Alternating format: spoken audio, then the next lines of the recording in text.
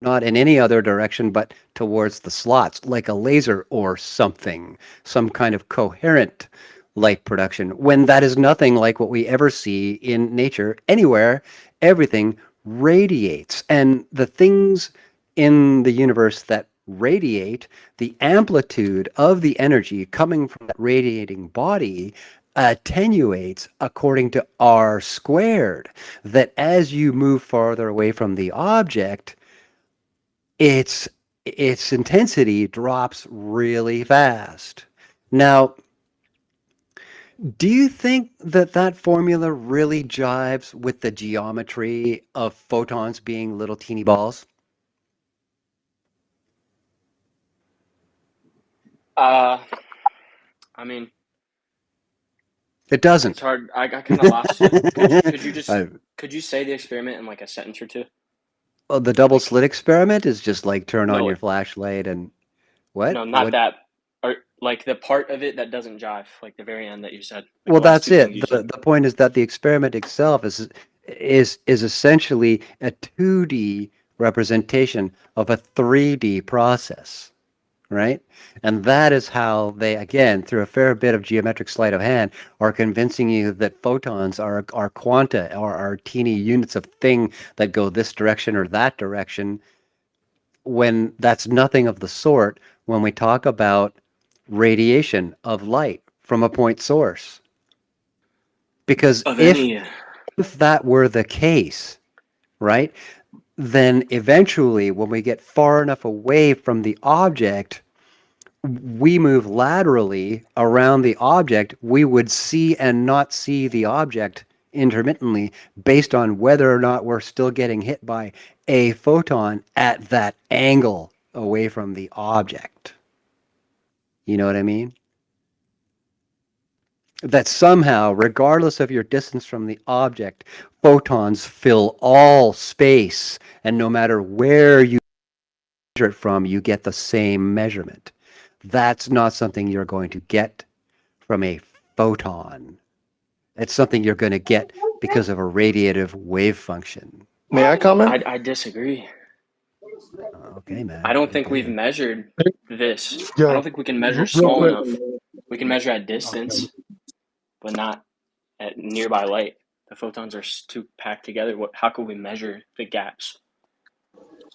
Well, really easily. So in the double slit experiment, for example, you could introduce a fog machine and you could see that the light makes constructive and destructive interference patterns throughout the whole duration that it traverses at Exactly. any distance.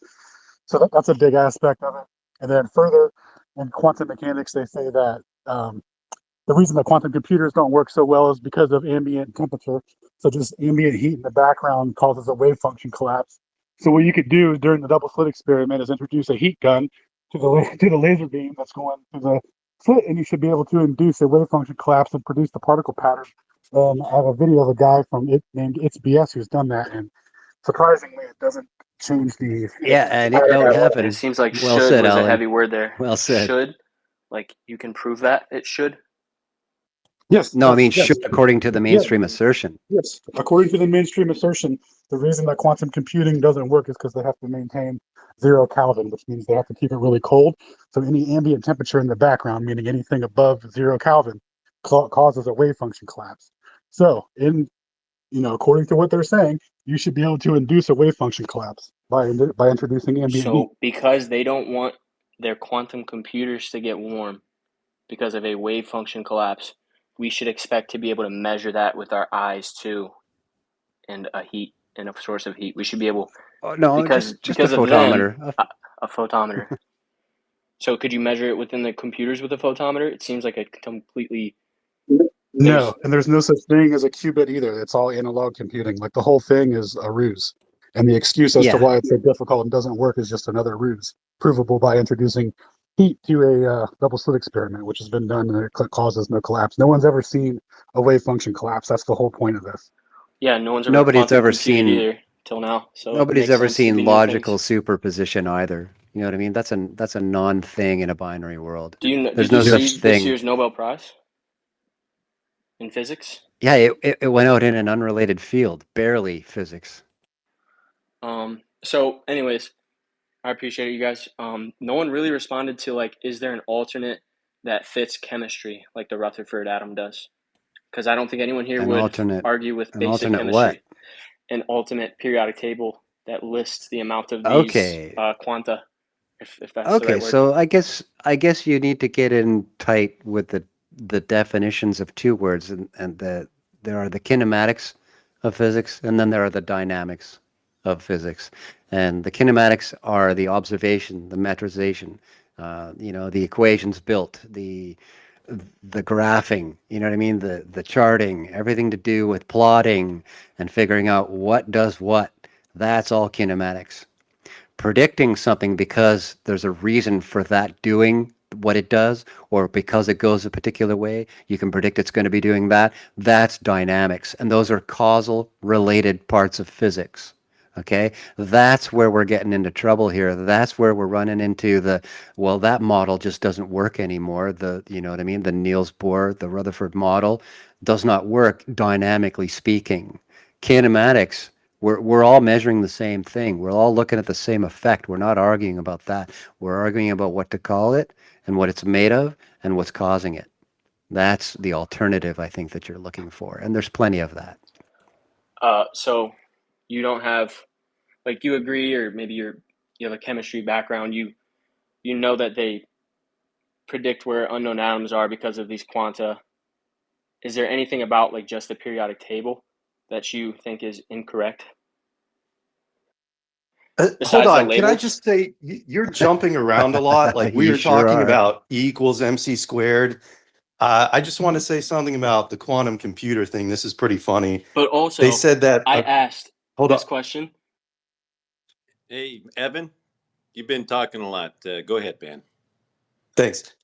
So a quantum computer can't play the game Doom, but they actually set up a computer based on potatoes as like the cells of the computer, and they got that computer to play Doom.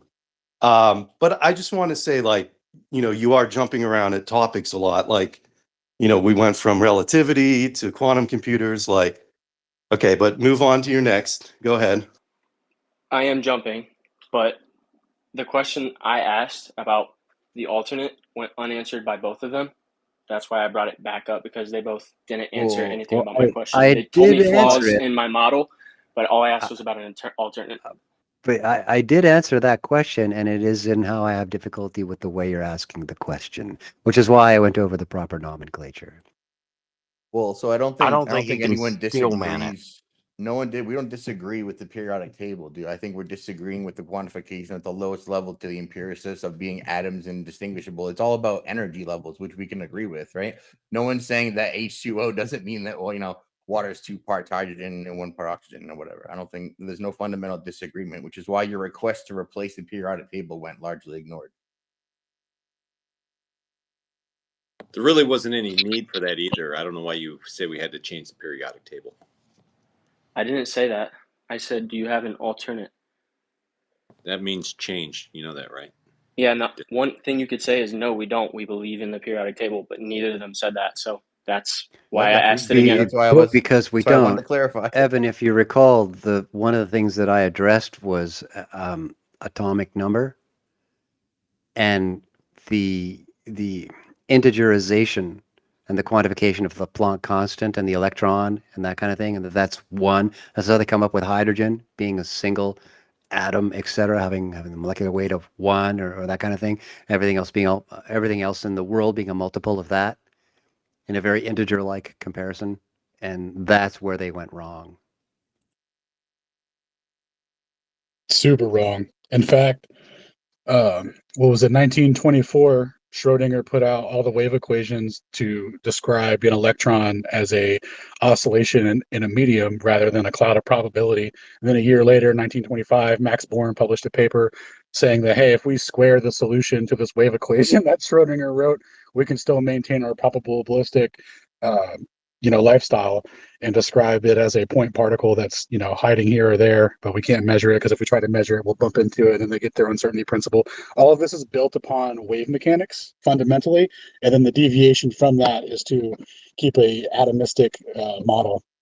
where they just keep introducing new coefficients, new interpretations of the same thing to adjust the model to make it fit the measurements. Legitimacy through better math. Yeah, and Oh, real quick, sorry, I've been Macedonian. sitting on this for a hot minute. If you guys don't mind, Stone and Jonathan, is Jonathan still here? That was yeah, he is. That was an awesome conversation you guys had earlier, and I wanted to give a couple of comments and thoughts on it, if you guys don't mind. Hit it.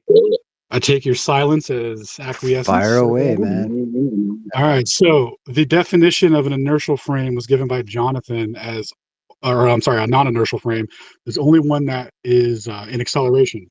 Well, that's not true. There's also, if you're in uniform rectilinear motion, that is not an inertial frame. Now, a couple of, what was it, like a year or so ago, Bennett went over the train scenario with you and the bike ramp and all that for the laws, or any frame that satisfies the laws of dynamics is actually defined as an inertial frame.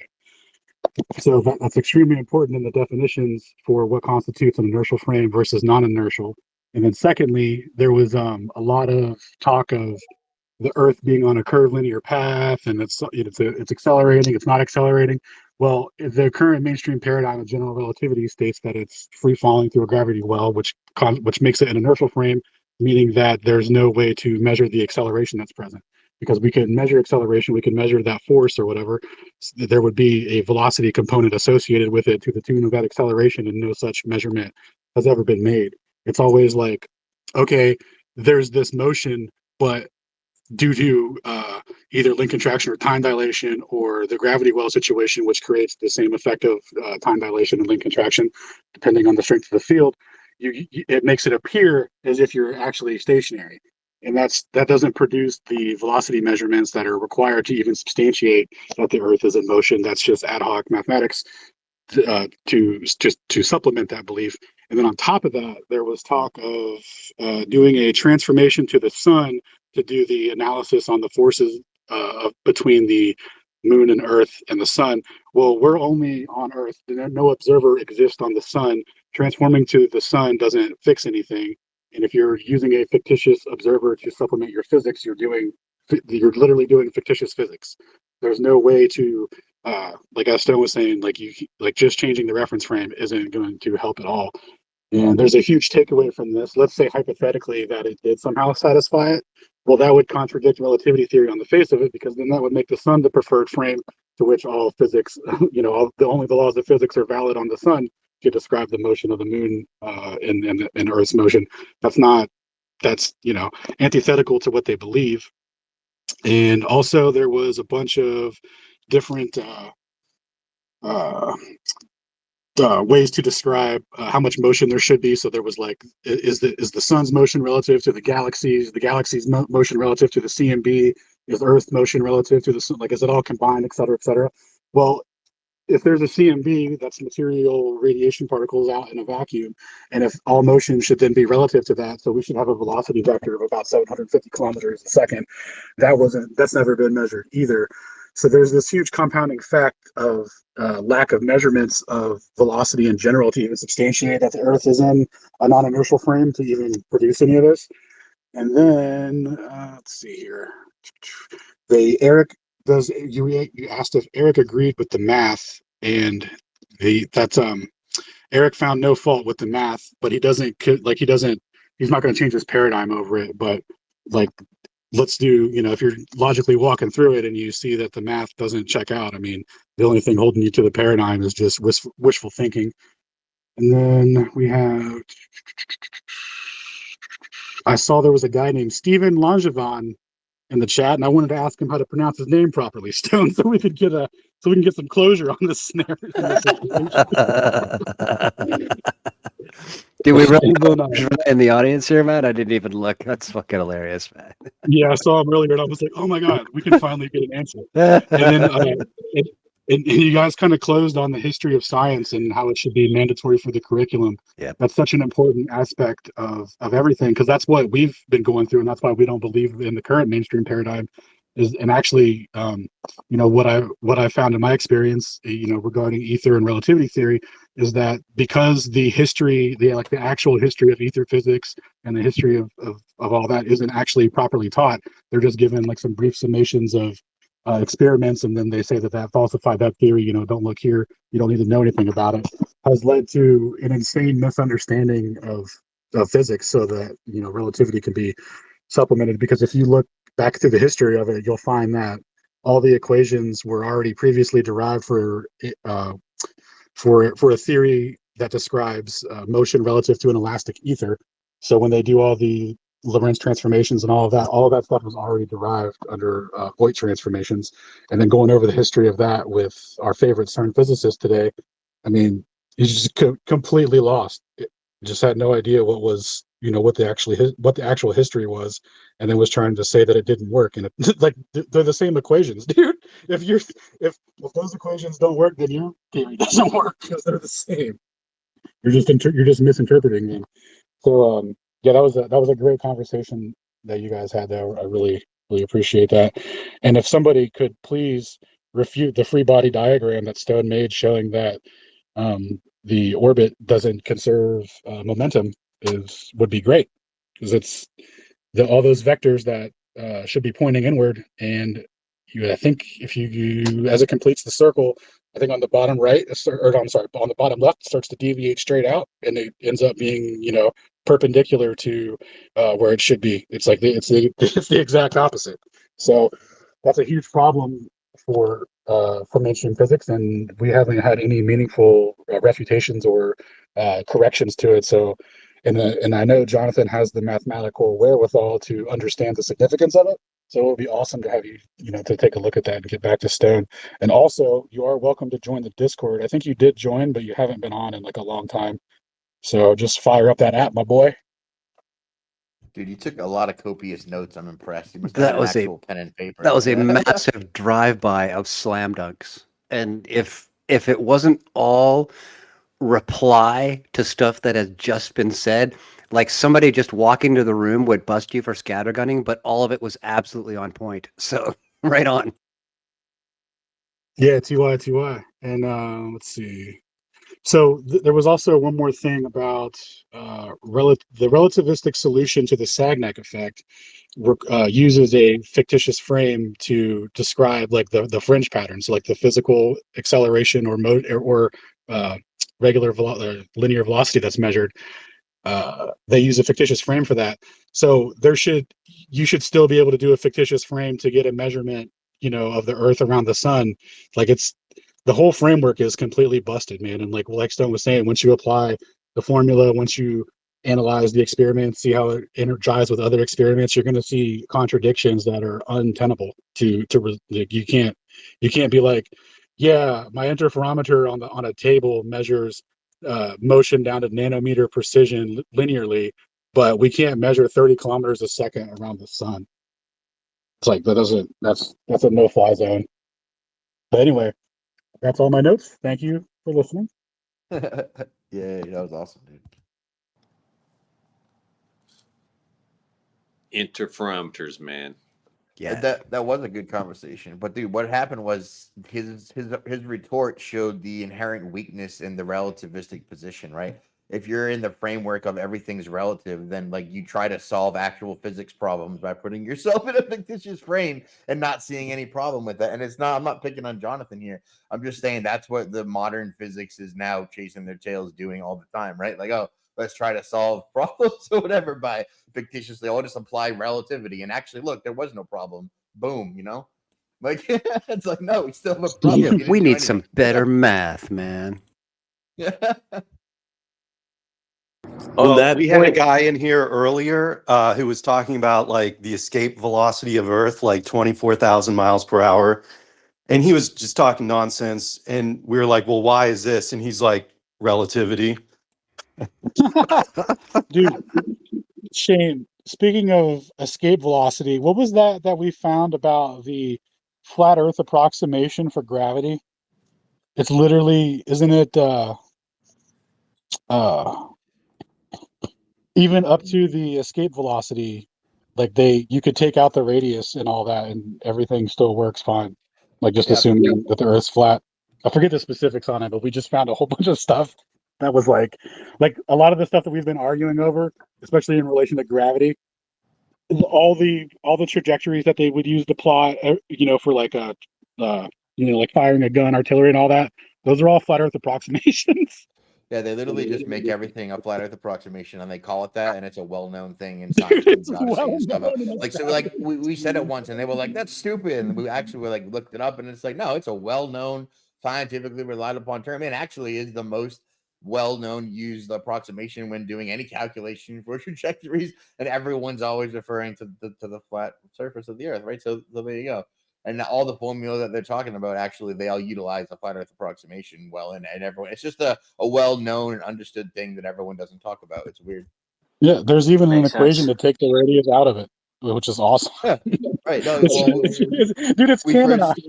Well, so we saw Bennett do that like it was nothing, and we were like, "Hey, where did that RE go?" Like, what? Yeah, in that equation, you had this radius of Earth figure, and then this not subsequent equation, that shit's gone. We were like, "What happened to that?" And he was like, "Oh well, it's just this approximation that you can do in physics where you subtract the radius, and now it's on the surface of a flat Earth." And we were like, We "Oh, algebraed writing that it one down." away. Yeah. We algebraed it away.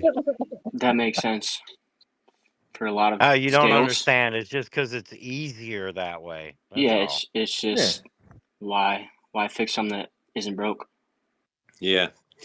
Your imagination math isn't broken. Well, why try to complicate it with fictitious nonsense, 8 inches per mile squared curvature figures when they're in the reality? It'll never happen. So we'll just take that right out, boom, and back to reality with our flat Earth references and static reference frame from Earth in the lab frame where you can only take measurements. Can I ask a question? Hold on a minute there, Evan. What's up there? Fuck you, pay me. You've had your hand up for a while. You still with me?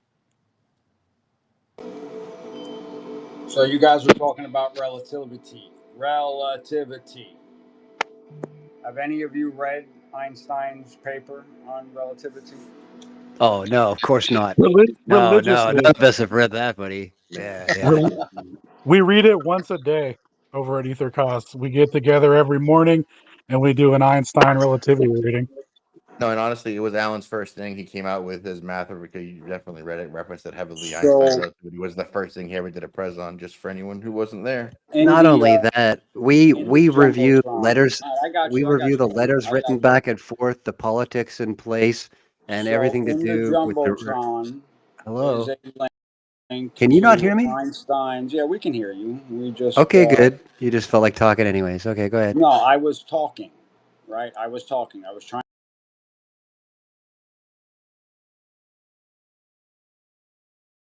express something as a hypothetical. Would not use. We didn't say E equals MC squared came from There there. you go. There you go. Nobody said that though. Yes, it's Those are two different recorded. arguments. It's a recorded space, brother. Those were two different arguments. The dude came up out of nowhere and said, "Hey, Okay. do you guys believe in E equals MC squared?" We started a whole long tirade of how we gave an interpretation of actually how I said it. No, that's gay and retarded. And Stone said with mathematical precision and specificity why it's actually procedurally invalid.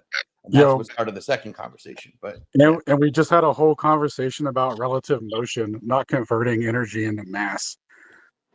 Unlucky, dude. Definition Anyway, what's of a up, reference my boy? frame, all that, man. You read the paper too, my boy? So do you recall? I don't read anything but English.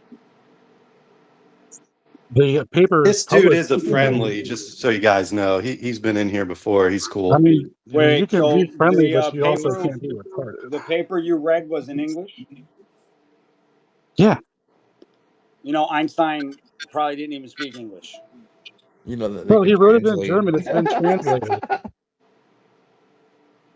Dude, he spoke English in Oppenheimer. Yo, I know I'm not talking to a dude who doesn't even know the English translation, talking about how we haven't read it. Yo, I gotta go AFK to go do something that's listen, not you flat earthers, that's your problem. You know it's round, but you want to argue that it's flat. Facts, bro. Facts, bro. That's the problem here, yo. Right? I'm the only globie in here to let you guys know and put you guys level. I'll level you guys out. You high yet? Get right. I'm always high, dude. Ah, Always. uh-huh. You know what's fucked up, dude? I pulled out my crack stem in a board meeting. They all lost their mind when Charlie right next to me is fucking dosed on Adderall. You believe that shit? Yes, I totally believe that. Pull out Dude, we my went crack real stem. quick from have you read Relativity to I don't know a fucking thing. And I have a crack. Well, I'm not sure that went the Yeah. direction it was. Yeah. Have you guys read Relativity? 1 second, I'm pulling out my crack pipe in the board meeting or whatever. Yeah, dude. Do we have another Glober? Wait, let me Wait, ask you I'm a the only question. We'll one, find one. dude. We have who is this guy down here? Compost. Compost Alchemy. Yes. What's up, guys? Oh my god, great conversation. Finally, it makes sense. You guys are fucking brilliant. I'm not even in the same league. I just want to pose a couple of quick questions. What do you guys think of the Atlas? Whatever the fuck they're trying to say that fucking alien shit is. It's You an op. guys, it's not. That's what I thought too. But just Dude, I wanted to got check it. hemorrhoids, bro. How you get rid of that shit? And then another quick question too. Do you guys think it's purposeful, intentional that they are giving all this bad math? Is it just so the kind of like a breakaway civilization kind of situation? Secret societies actually have the real math, or what are you guys' thoughts on that? That's about preservation of the narrative on all levels of communication amongst humans. Yeah. And to put it in gross terms, this is all supporting one thing, and that is Earth as we perceive it. If it's a globe, we can't go anywhere.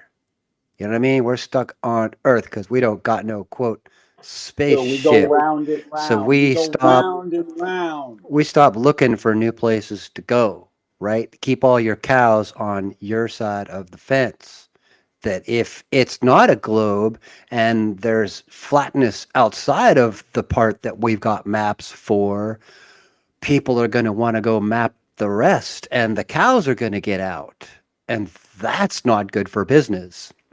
You know what I'm saying? So everything that we're doing here in terms of academia is really a first order shaping of human intellect, human expectation, human modeling of reality.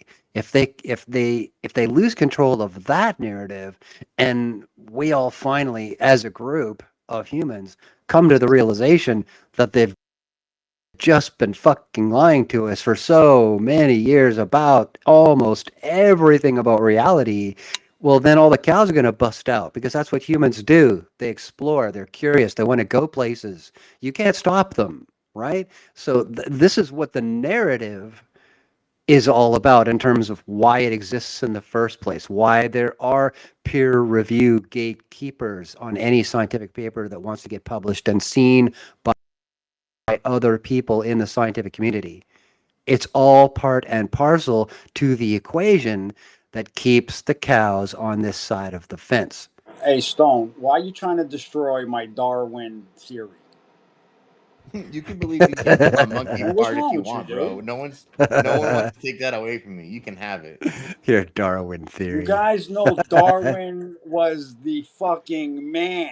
The man. Fuck Darwin. What If it about wasn't you for guys? Darwin, we wouldn't be stupid. Let's stop the bullshit here. All right? Because All Darwin right. didn't know enough about the process of abiogenesis. That's the problem. And I bet you don't know enough Oh, about it either. Yeah, you would be laughing Genesis. like we are. Yeah, the belief that life comes from nothing, from ridiculous set of concurrent circumstances that are the antithesis of each other and couldn't possibly have coexisted to create the complex things like ribosomes and the DNA that led to the simultaneous birth of complex life out of nothing in the harshest environment. That's what you would believe to believe the Big Bang and that life came from nothing without a god. Yeah, the Big How do you Bang. guys That's feel how about? everything started. The Big Bang. You How do you guys, guys Yeah, feel about the SpaceX and the rockets? Like, what exactly is going on there? Is it just more of the same? no, he's shooting rockets over to Mars. Mars is on the other side of the ice. Dude, speaking of SpaceX, Watch any video that has a bunch of edits and just note how many edits are in any single SpaceX rocket launch. But if you find one without an edit, you could be sure the missile or the rocket's going to blow up pretty quickly. So is it just like just to kind of keep us thinking we're going to another planet soon or something? Is that just kind of keep that mindset? Always. Yeah, It's one that of the is the biggest strict financial purpose. scams in the history of financial scams. Wow. Imagine saying we're My gonna audio go to. is my sorry, Nick. Mine audio is so totally caked. I'll be back in a minute. Hopefully It is. that reset Your and speaking help audio things. is terrible too. Is Yeah, my no bad doubt, too? man. Back in a sec. Back in a sec. Do I sound I good? can hear him changing his. No, I can hear him fighting with his E because the program tries to mute him and he tries to keep his volume up, so you get like this constant mute, mute Oh, loud, mute loud. You hearing that? Just to check, nobody wants Peter up here, right? That's No, Satellites. an affirmative. no, nobody cares what Peter says or thinks or does. That's fine. Yeah, Can I ask a imagine. question? Can this go to Imagine. debate? Hold on a second. Hold on real quick. Imagine saying that they're going to go to Mars, but we can't even go to the moon, and they say the reason why is because we don't have the technology to get past the Van Allen belts. And I said, well, why don't you build this stuff that we used to go there in 1969? They said it's obsolete. I'm all like, but it's the only thing that got through the Van Allen belts, man. It's the most advanced technology that we have that can do this. I mean, I just don't get it, man. But it's too difficult to rebuild. But they did it the first time with no problem. Maybe they saw how difficult it was they were having and said, no, we can't do that. We don't have that kind of gumption. I'm just saying. they one tapped it 7 times in a row. Does the Van Allen And belt? Does the also, Van Allen belt check this exist? out, boys. I don't know if you guys know this, but there was an incident with uh, the landing navigation gear or whatever, right? And you know who fixed that? Who solved that problem?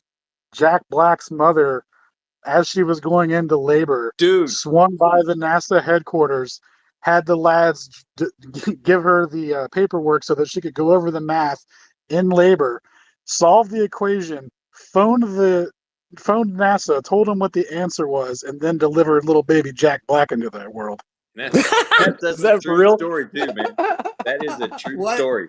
No way. No way. That's That's It's a true. true story, Alan bro. just made that up. No one believed that shit. There's I no way wish, that's true. Shane, Nobody I look wish into I that. made it up. Google it right now. It's a true story. Dude, it's a true Holy Google, fuck! Google Jack Black's mom, moon landing, navigation or some shit. It'll be the first result. Hey, I got a better story. Watch this. Up in the Nah, you don't jumbotron. have any stories, dog. You got me all excited trying to challenge me on relativity, and then you started talking about smoking crack. How What's the about you guys? problem, What dude? about the Van Allen belt? Does that fit in the flat Earth That was a model? rough transition. Dude, you I guys mean, can't judge a crackhead for fucking toking the pipe once or twice. I Let's talk. agree, Listen, man. I agree. So, well, That's fair. That's All fair. right. think- So look, up in the Compost. jumbotron.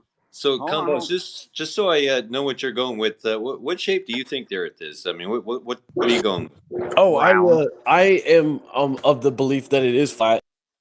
I honestly do. I don't understand. I mean, you guys made a lot more sense of it just with the idea of like the oscillating fields and how that all makes a lot more sense now. But I just still don't. I still can't quite wrap my head around it because I've been so fucking brainwashed for so long that it's still like I'm trying to get. You guys just explain things a lot better and have a lot more knowledge about it. But I definitely do have the feeling that it is flat. Dude, it's just a feeling. It goes away. Nah, it'll stick. It'll stick. But the Van Allen belts, man, that's a well, globy thing, man, out there in space. All right. if So they had to incorporate it, can though, Hey, it'd be anyone good. If you think these guys know what they're talking about, watch how they respond when I ask them a couple questions. wait, hold on. We've responded appropriately to every single one of your questions. I got a question. I'm a Globie. I deserve an answer. Thank you. So up in the jumbotron is who's that? That's Nixon over there on a phone call to the moon. But if you look on the back wall, there's a picture on that wall of a picture of Earth from the moon. The space says flat versus globe. Bring your best proof.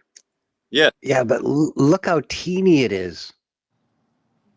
You remember that Earth is supposed to be 6 times the radius of the moon? That's how small the moon looks from here.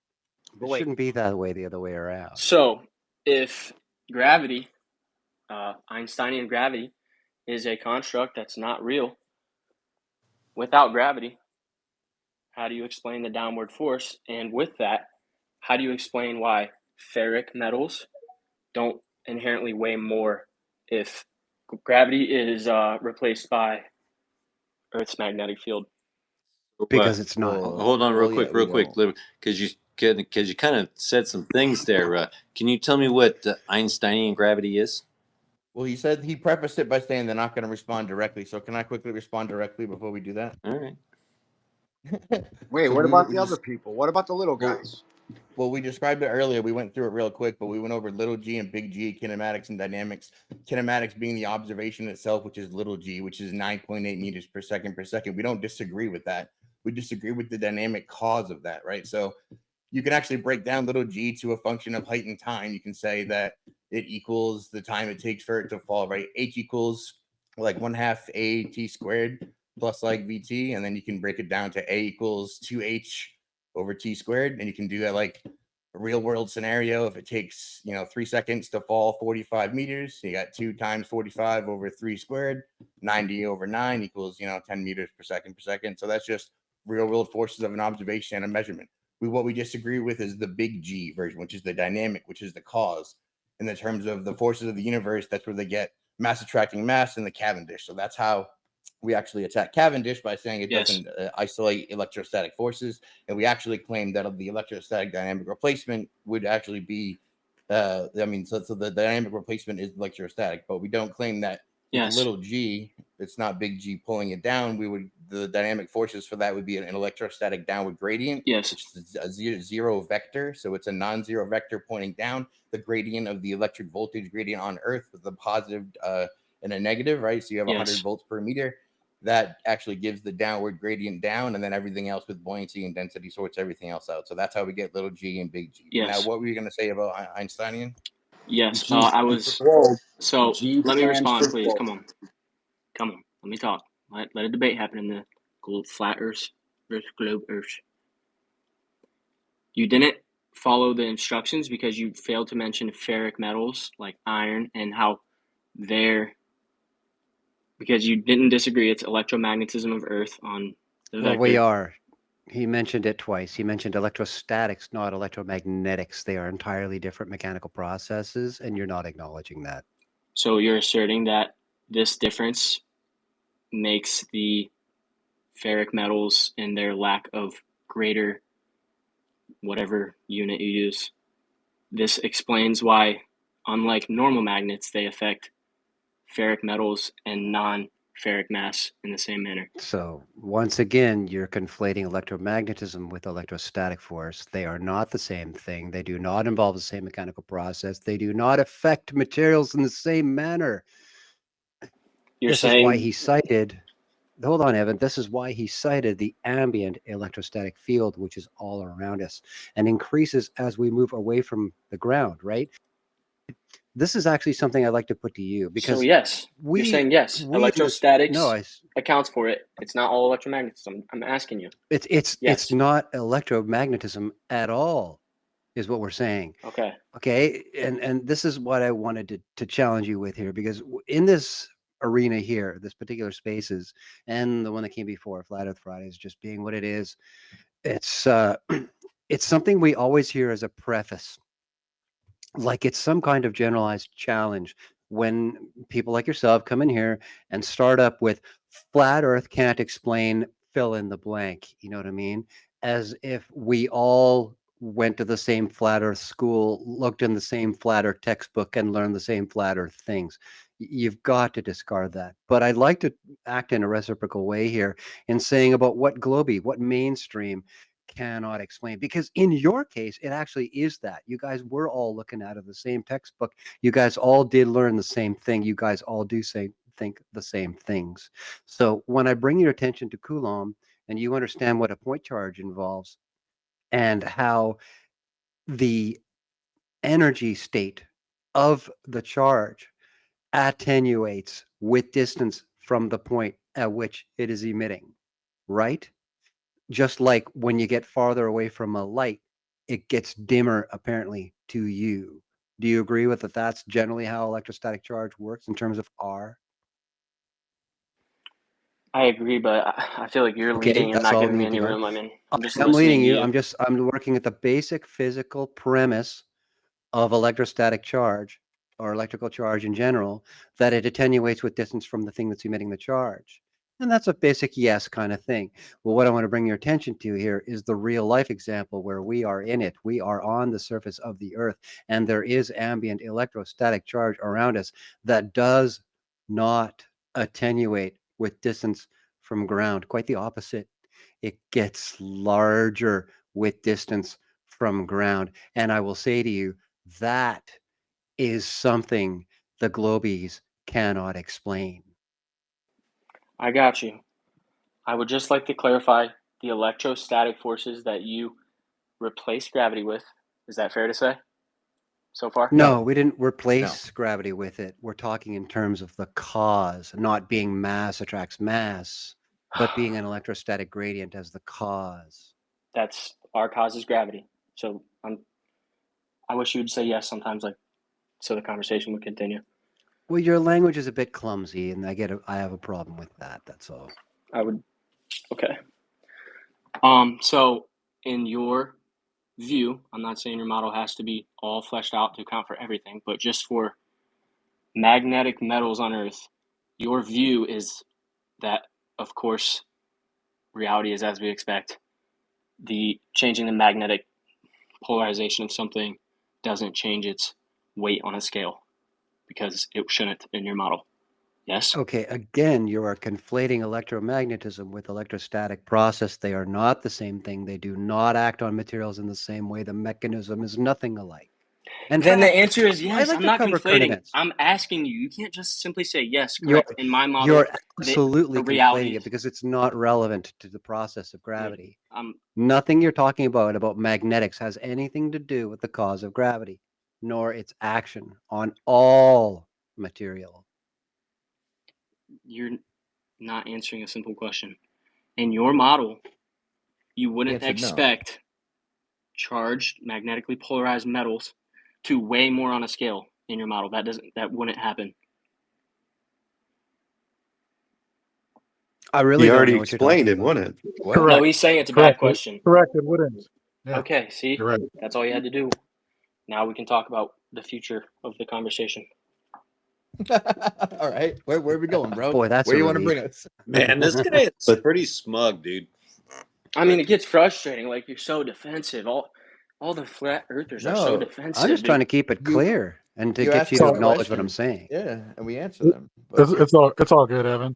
And to be clear, you could technically, if you wanted to, if you were so to choose, you could replace Big G entirely with electrostatics. I think, Shane, do you still have the paper? Do you need me to get it for you? Yeah, Like I was just thinking about it. Yeah. Yeah. There's an Take actual. it and swap them out and put in Coulomb.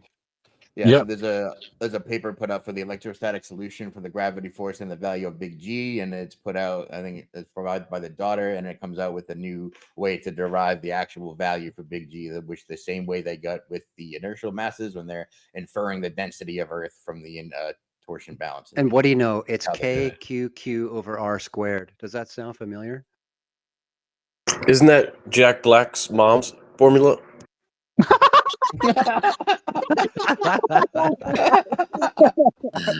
Oh my god, that was cool, man. Yes, Mrs. Cohen invented that. It's called Cohen's formula. I thought so. Damn impressive woman, yeah. She's something else, man. Fucking, I go to all of my science with her. I'm glad none of you guys showed me. I thought they were all black ladies at NASA. Hidden. So Evan, so you seem to be kind of real scrutinous on this, which is pretty cool. Have you ever scrutinized what you believe in this hard? No, not this hard, no. Why not? Because I've never argued. I've never literally in real life steel man the earth over and over. Dude, so, you know what's really, you understand what's really, there's no Globers to debate with. I could pretend to be a flat earther and debate them, but no, I mean, dude, you know what you believe. You believe you're living on a round Earth that's spinning around and orbiting the sun, right? Well, dude, you know, like what our real goal is to ask you questions enough to make you research stuff that you thought you knew, so that you come to a different conclusion. That's what I really hope happens. When Yeah, like we did with John. And I hope that you guys see me answering yes and no when the honest answer is yes or no, and not being defensive and having to restate and ask for definitions every 2 minutes. Okay, just remember, just keep it in mind.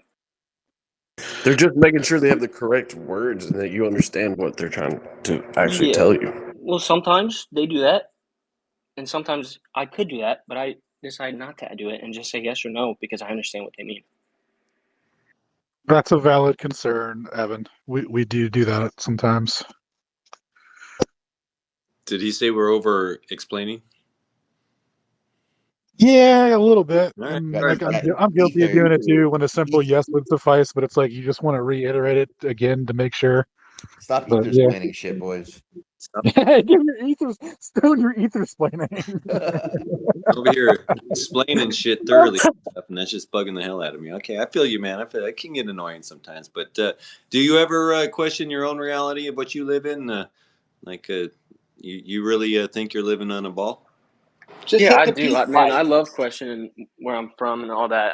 You ask to the same level of scrutiny as your model, and I don't debate against my model. I only debate against yours. So it's been like Well, we 4 don't- months of like talking to people about it. Sure. I didn't ask you if you wanted to debate your own people. You yourself debate yourself. Challenge yourself. Yeah, just not as dude, hard. I do, just not as hard as I have debated the flat Earth. But yes, I So do most wonder. of being a flat earther is like questioning the globe model and questioning what the science puts forth. It's very little creating a coal replacement model that we think is how the world works. Although a lot of us do think about a lot of the stuff that we think about how it might work, and we speculate wildly on the dynamics to replace Newton, right? But it doesn't mean that we have an idea for a cohesive model for all the dynamic forces of the universe. We do have agreement with the empirical model and the observations of how the world works, right? With how astronomy works, how you observe things. I mean, that's definitely the same, right? Yeah, we're always Evan, going would to you wonder. admit that's a bias? Would you admit that's a bias on your part? I would admit that's a bias. We all wonder So about. is We're there? going to wonder about a lot of the same things until we die, all of us. So in you guys' flat Earth model, do you guys think that it's water, like in the scripture, that it's water above us, or is it just a simulation, or what are you guys' thoughts on that? Nobody knows. No, that's a big question. Nobody knows. I think there's a lot of argument in the direction of a fluid medium up there. Whether it's actually water is a whole other story, right? And we cannot know because we cannot go to dip our ladle and take a sample. There's that, you know what I mean? Is it completely impossible, as in it's like impenetrable, or is it just we don't have the right tools yet? Well, we've never been there close enough to even to answer that question. How far are we talking? Is there any solid answer behind that? Again, that you might actually move to the military and read their papers on it in more than one country about the people who actually have done experimentation. Project Like the Fishbowl fishbowl comes to project. mind, yeah, and then some. Not just that particular endeavor, but many others by Russia, not just the United States. Yeah, check into the papers themselves with that reference term, and you'll get a lot of your information there. But we're saying that it's something solid that is high enough up that we haven't even come close to touching it. A solid, maybe.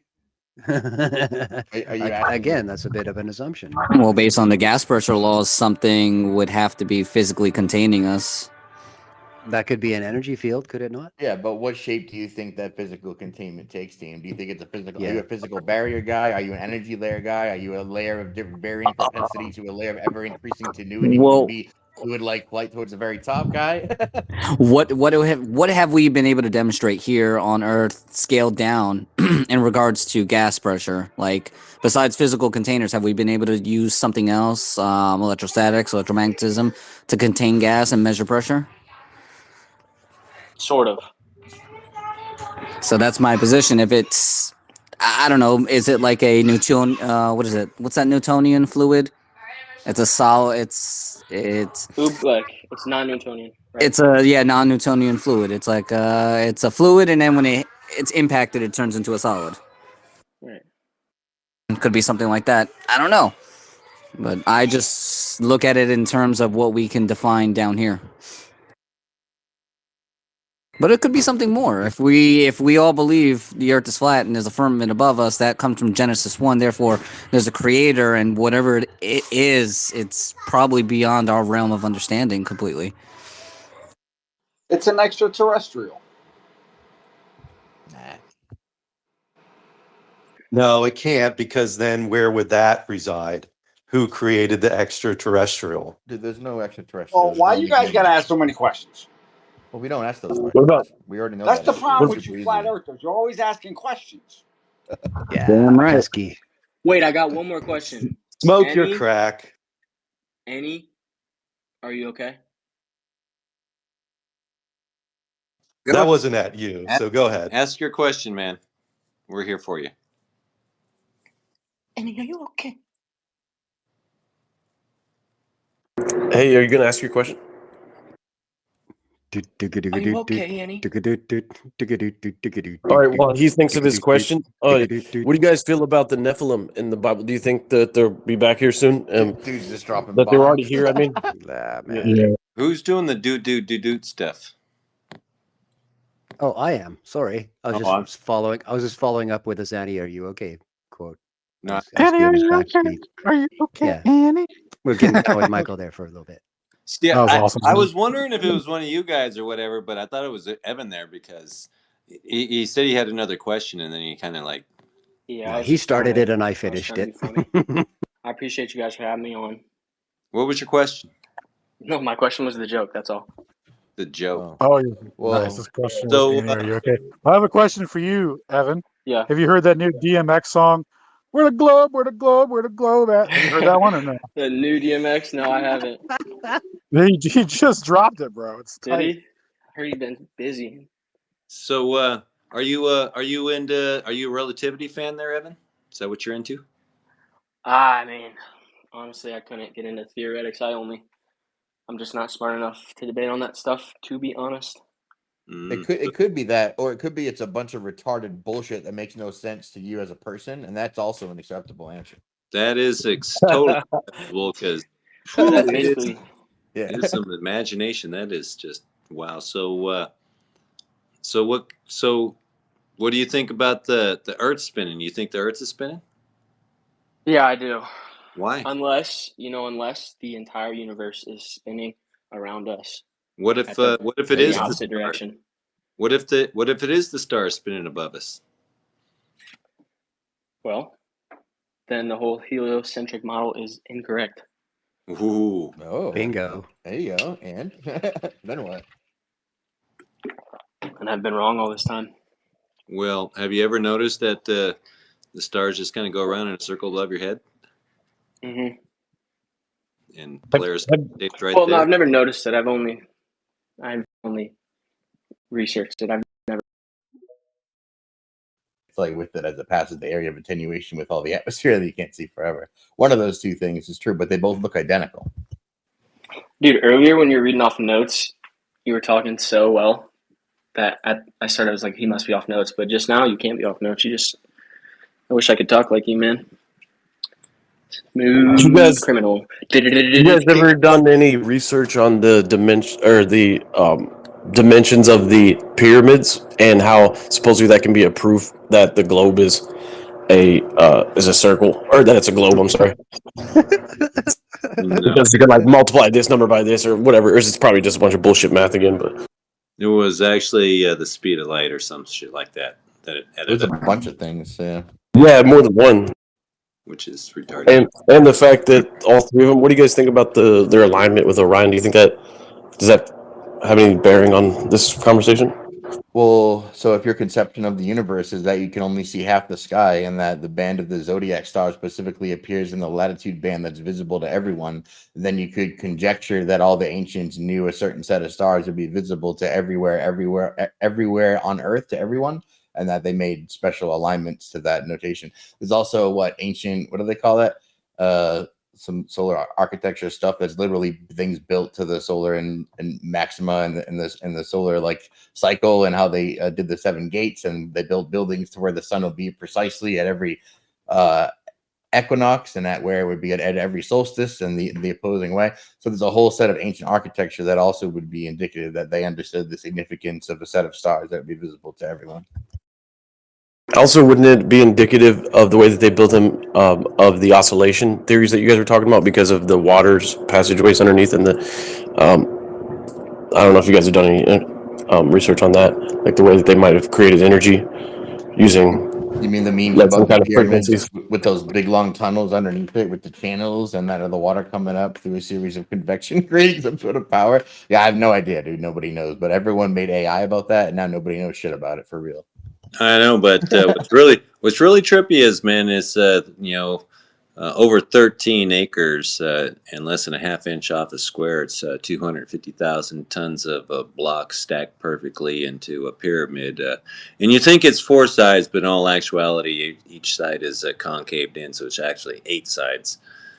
And each block weighs about in between 10 and 15 tons. And to get those suckers up there, you're going to need a ramp that needs to be able to hold that, and it can't be exceeding 10 degrees. There's no way they used ramps. They had to use like the oscillation fields or something. I don't know. Dude, I'm telling you, man, those pyramids aren't going to make sense when they don't have any tools to build them. Shit, Or dude, the they Hoover poured Dam them doesn't in make sense. place. Oh yes, yeah, that makes sense too. Or it's Hempcrete, but whatever. Something. Or they had some kind of technology to actually melt rock and then form it. I was thinking like a giant 3D printer. Man, and these blocks are perfectly stacked too, and they got chambers going to stars that are glass smooth all the way down at 90-degree angles. Oh man, and the stones are stacked or placed so tight together that you can't even get a piece of paper through them, man. Precision. Have you seen the top where they would earthquake- chip away so they could get the right harmonics, supposedly, to get the exact right note? Yeah, I dude, forgot what it was, like F sharp or something. if we're gonna speculate wildly, I'm gonna say that they had some sound frequency where they would get to the specific pitch that would levitate really heavy objects in the field. And I thought that's really what I think that they could do. You can do like acoustic levitation with a ping pong ball. That's super easy. But then if you get like some of the structures they built, if you built like say a building in the shape of a sound frequency, which is what you get with like oscillation when you do like those stethoscopes, I think they call it, whatever, when you can like visualize a sound wave. And they kind of look like star forts and stuff. But I think that if you get some sort of frequency like that, you can probably move some of that shit. I think they use the same technology to actually shape them too, because they're so, like you said, you can't even fit a fucking piece of paper in between them. So they must have had like some kind of, I don't know. Pretty Laser precise devices, bezels, man. man. They had pretty. Thanks for letting me get the mic, Nick. I'm gonna follow you. Appreciate It's it, fun to buddy. speculate wildly. So, Look at Nephilim. The Nephilim built this shit. The giants. did we lose? But still here. Lost our Glober. Uh-oh. But you know what else he lost though was that super arrogant tone and air of condescension. So that was cool. I love how he kept trying to talk over people who were like 3 times more proficient in this stuff than him. Dude, this is some of our favorite topics, and it's some of our most well-researched in our free time stuff with literal presentations that we prepared to show our friends for fun, like the 6 people that show up to watch us talk about it. So when people in public try to drop Google search level knowledge, we sort of love it. Hell yeah. You guys, where's a great place for me to start so I can start blowing my friends' minds? But they're way below. You know what I mean? Like they're my kind of a little bit maybe lower than me on this level of knowledge. Where's a good place to start for that?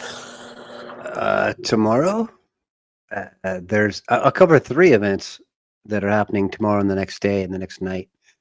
First one is the long-awaited summit, quote, being hosted by Dr. Shiva Ayyadurai. And it's going to be happening in Cambridge. He'll be doing a big old Zoom call starting at 11 tomorrow. Ew. Eastern. It is tomorrow, the 8th of November. It's called like Summit, quote. Now, if you go over to Dr. Shiva's Twitter feed, you'll find posts from about a month ago and some mentioning it. And hopefully tomorrow morning, you will see him post a link to how to get to the Zoom call to watch it at live as it's happening. It's happening from 11 to 3 Eastern tomorrow afternoon. 11 in the morning. So it doesn't start for me till 1. But anyways, yeah, that's the first thing that's going down. And during that, um, I am told there will be discussion about 2 possible experiments in developing mathematical models inclusively with the objective and purpose to prove whether Earth is flat or Earth is spherical. And that's going to be rather exciting, despite some really negative aspects about this scenario which exist concurrently. I will say little more than that at this point. Maybe in the recap next Friday night, I'll be telling you a great deal more about what's been going on. But I recommend everybody catch that. It should be a What's it little called? underattended. It's again Dr. Shiva. You know who that is? I don't, He's but I feel like I've heard of him. But I was talking okay. about the second thing you talked about. He's currently running for senator in Massachusetts, if I'm not mistaken. But any case, just like seriously, just look up here. Just do a quick search for Dr. Shiva. He'll pop right up. He has hundreds of thousands of followers. And tomorrow morning, you will see him hopefully post a public link to the Zoom call so everybody can come in and spectate live as it goes down. That's the first one. And then comes Sunday.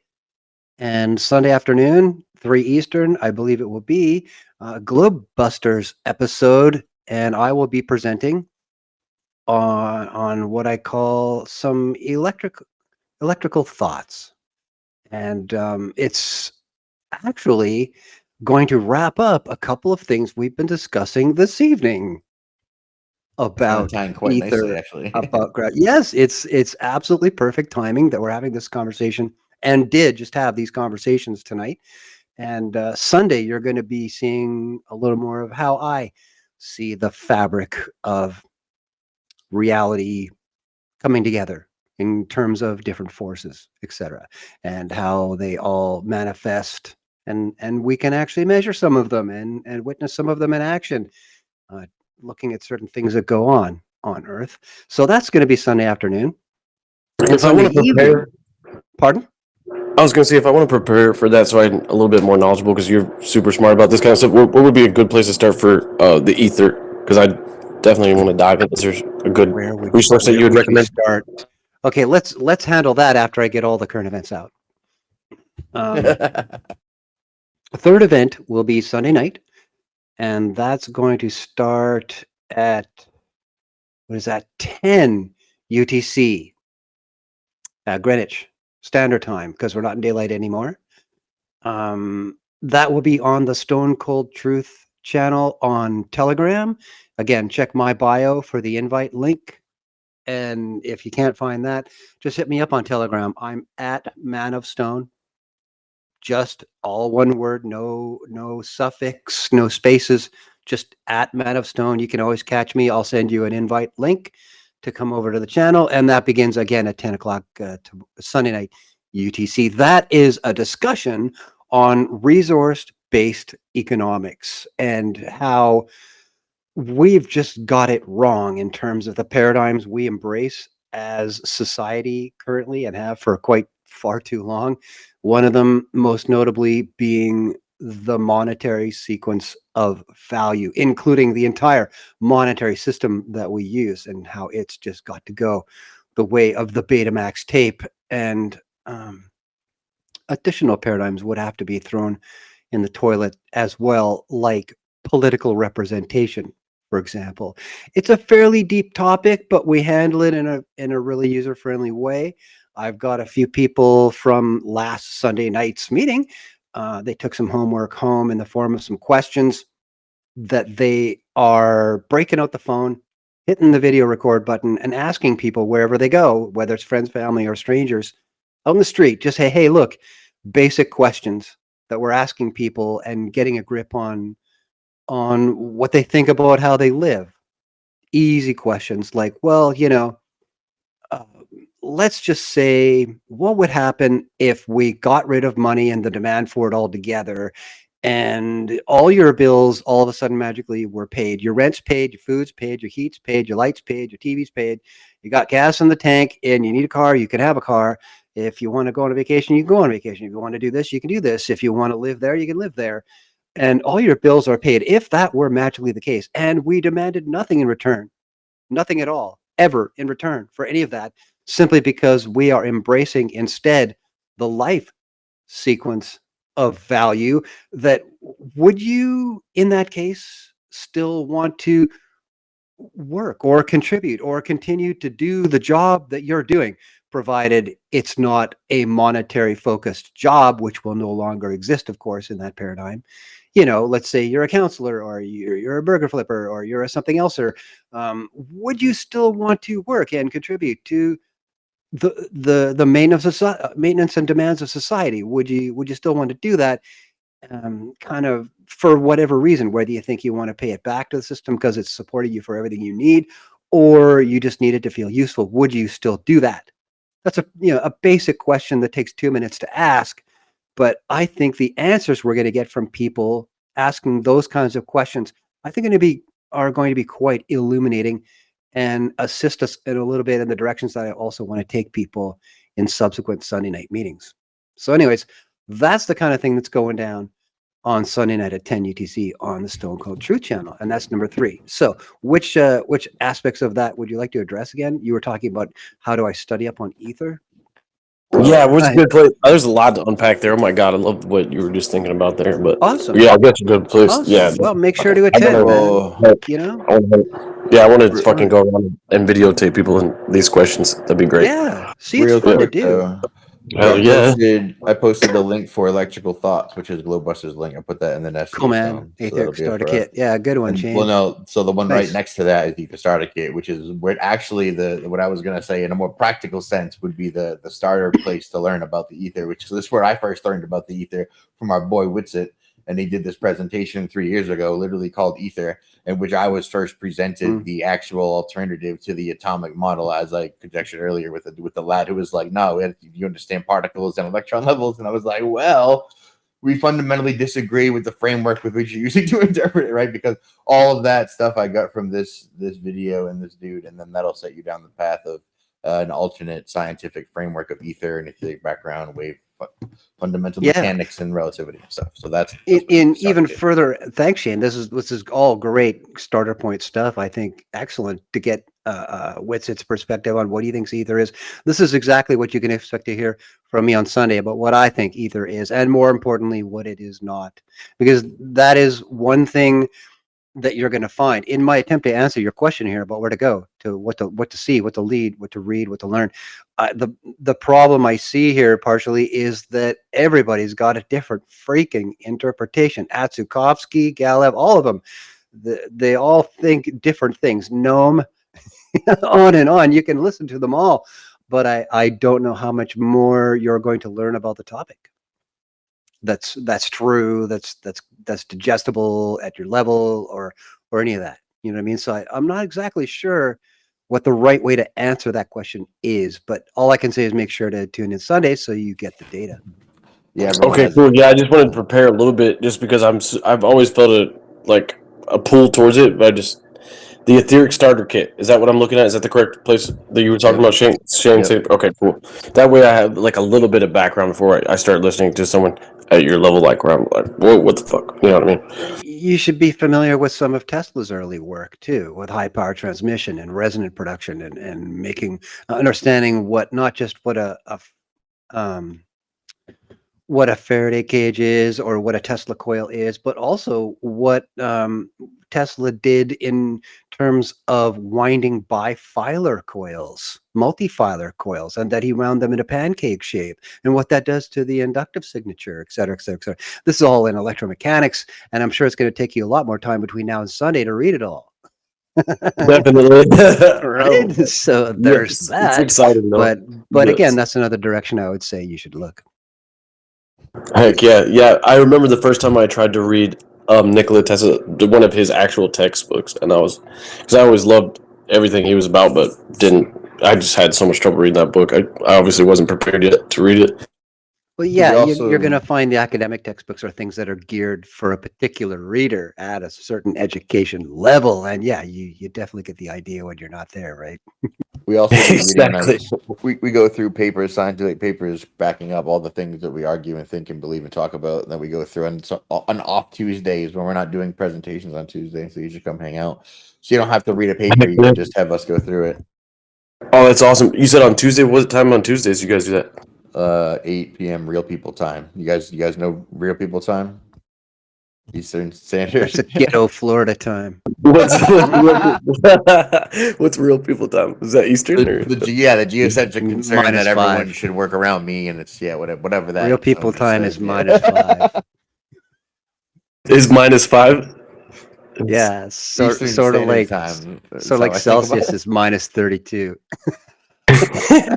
Fuck, this is going over my head. I'm trying. Good shit. So we don't have any Globies in here. Everybody. I mean, seriously, shout out to everybody down there, man. Retweet the space, man. Tag a Globie. I know they're out. Yeah, I don't want to talk I over think they anybody. see us coming Upstone's and they back. decide against. Man, that's weak. They're pretty lippy in there. They really think a map means something. You don't have a map. Hey Nick, this is a great space. I guess I'm somebody different. I'm a hollow earther. I do think the flat Earth movement will go a lot further if they change it to hollow as opposed to flat. Not to start an argument or start beef. If it was made hollow, that would make more sense because it's not flat; it's hollow. Well, maybe. Now I know you guys know about Animal Bird, Operation High Jump, all that stuff. That makes a lot more sense. And it's flat.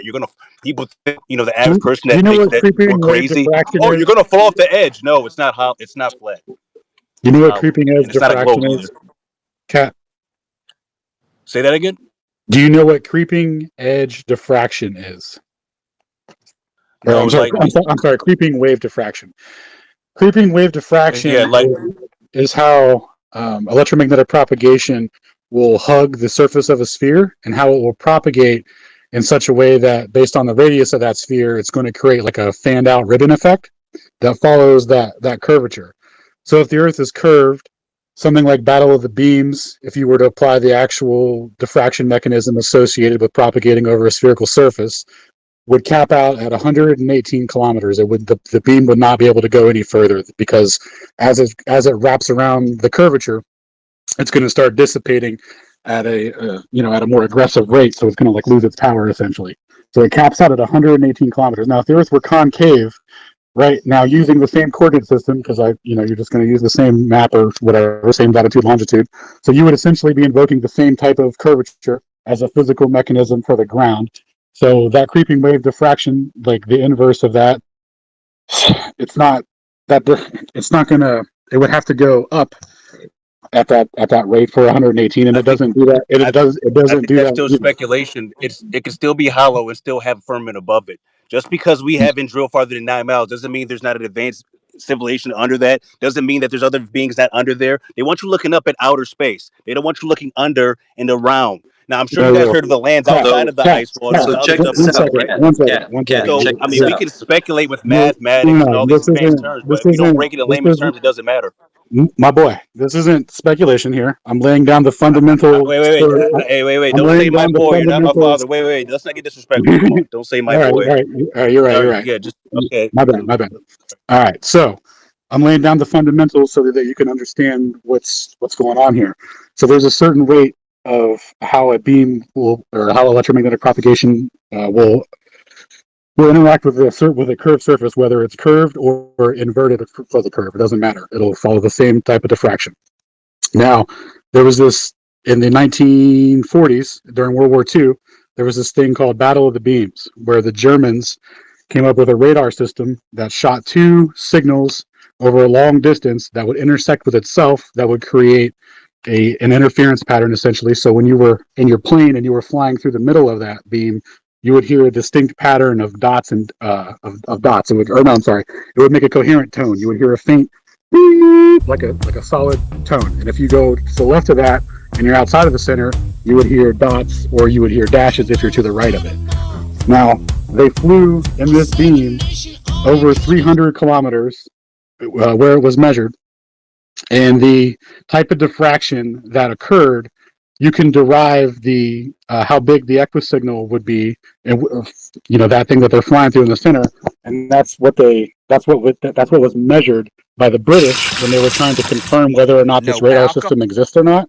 So long story short, if you take the starting wavelength of the signal that was sent from the radar over the distance and you do the arctan rise over run, you will get the width of the beam of just over 600 or just over 500 meters. I'm sorry, 500 yards, which is like 420 something meters or something like that, 450. But anyway, the only way to get that is using plane trig, and that's what was measured.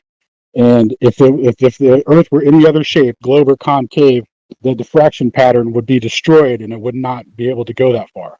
So That still doesn't mean the Earth isn't hollow and there's nothing under us. None of that proves anything. Well, we still haven't drilled farther than 9 miles. Why can't we go past Antarctica? That doesn't prove anything. You're just there's people that say the sun is how many light years away. You're just stop for a second. I get you. Are you talking the surface of the Earth then, or are you just saying that there's things No, I'm under the talking Earth? under all of that. So under all of this, they Oh, tell us okay, there's my bad. magma and all You're this other talking about stupid something shit, completely right? different. Proceed on. Yeah. We agree actually, but they tell Chelsea, oh, there's magma under there, and you can't go far. If you go under there, there's gonna be lava. You're gonna burn up. But then they've invented this whole outer space bullshit. They want you looking up at the sky. Believe you can go to those planets. You can't go up there. There's a firmament that blocks it. They want you looking up as opposed to down. And I speculate there's even more lands outside of the ice wall. I don't know if that's been covered here earlier on the recording, but I think there's more lands outside of the ice wall. So people are looking the wrong way. It's all a psyop. The whole thing's a psyop. So when I say hollow, So we get I what think you're flat saying, Earth and hollow hollow. is pretty much the same thing. Well, hold on a minute. Hollow, I mean, We get that you're saying hollow.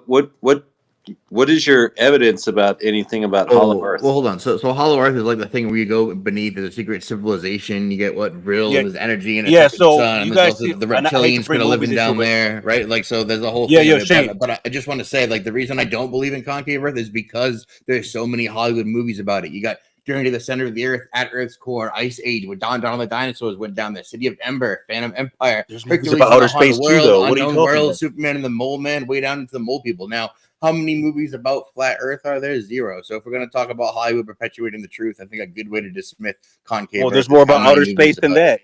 that. Well, I'm just Hey, saying. hold on. Outer space that proves nothing. Cat Wizard. When you say hollow, are you on board with the Earth being flat and then there being stuff underneath it, or what's the Yes. shape of the Earth that you're pretending? Okay, so I think everybody's talking past each other because I keep hearing concave Earth coming up, and it's an issue because when you bring up hollow Earth, it usually coincides with concave. So I think that's what's But confusing you people. guys know about I know about Admiral Byrd and Operation High Jump. You guys know about all that. Sure, but I none of think that was in a we hollow agree at Earth. 90%. Yeah, go ahead, Nicolas Cage. None of that was in a hollow Earth. Yeah. Well, do there you was a believe in diary that put forth later after he was dead that put some crazy things forth about the Iron Republic and some shit that he went so like that's all argued. I don't think any of us really Yeah, but believe Shane in said, the journal put forth well, after he Shane, you was dead. said because there's movies on it, that means it's not true. So there's a million more outer space movies like Star Trek and Star Wars. So No. that's more true. Well, then No, I wasn't saying it wasn't true. I was addressing you in your level because Alan gave you a scientific argument based on refraction of light on the concave evidence, and I was saying, well, I since you mean, I know dismissed all that, people like to use science a lot. Yeah, but listen, people use science all the time, but science is not always right. When COVID happened, people say the vaccine was safe and effective. That's That why I doesn't mean tried to shit. use We just movies. speculation. Hold on a second. I didn't use it. Well, you brought up movies first. I didn't bring up hold movies. on a minute. Hold on a minute. I get it. Movies, but but there is no movies about flat Earth, is what he was saying. There's plenty of movies about space. Space is fake. All right. And Hollow Earth, tons about Hollow Earth, dude. Tons about Hollow Earth. Even the last King Kong movie was about Hollow Earth. Oh yeah, that's a good. Yeah, and it was kind of silly. Can I meet you guys halfway? Let me meet you halfway. I want you to hold up a minute. Hold on a minute. But you said there's extra civilizations, and what if there's just some extra civilizations in the bottom of the ocean, and that's why we don't explore the oceans, and we've only explored like 10% of them because there's actually civilizations down in the ocean, and that I can agree with that too. Something about your hollow Earth is not. It's really hollow Earth because the fact is that we've only drilled down 7.8 miles, and it took 20 years to do that. All right, and I don't disagree. That doesn't contradict what I said. And as far as the whole sea thing, you know the guy that found the firmament down in the bottom of the sea and they killed him? What the fuck was his name? They found a firmament at the bottom of the sea. He found it and they fucking killed him. What the fuck was his name? It's on the tip of my tongue. I'm sure one of you guys know it. What it is? Yeah. 2 days later, he died in a plane or helicopter. Nobody remembers his name though. But I guess we're all on the same page as far as it's in the back of our brains, not coming to the front. But I think overall, this is a great space. I think we agree at 90%. There's no Globers here, which is hilarious because normally when I come to these spaces, there's always some Glober saying, "Oh, outer space is real. We went to the moon. I am You're a an idiot. Glover. Elon Musk is God. All this other stupid shit." But this is a very refreshing space. I follow everybody in here. A lot of smart guys up here. And I love seeing alternative thoughts. I love people who think outside of the box. And I know early on, before somebody was going on about the pyramids, and I'm just speculating here. I know we're doing wild guesses. I think it was some form of giants and maybe some advanced technology and telepathy. Maybe a combination of all three. So telepathy, giants, advanced technology. We can only speculate. We don't have a time machine. And I know somebody mentioned Tesla, and I'm not trolling. I believe the reason why he was so advanced is because he was a time traveler. But that's a different convo in itself.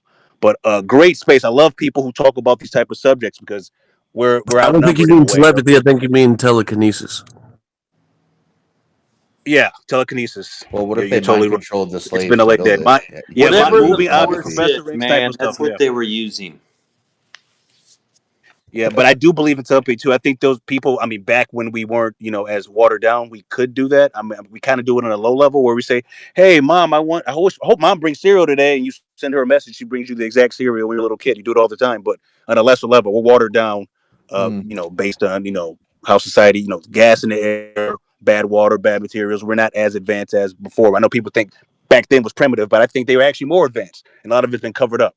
I Especially when we think talk about Tartaria, all these other shit that's speculative. I think it was actually real history, and they hid it from us. But that's a different convo in itself. But great space. I think I followed everybody up here. If I didn't, I'll give you a follow back. Awesome space.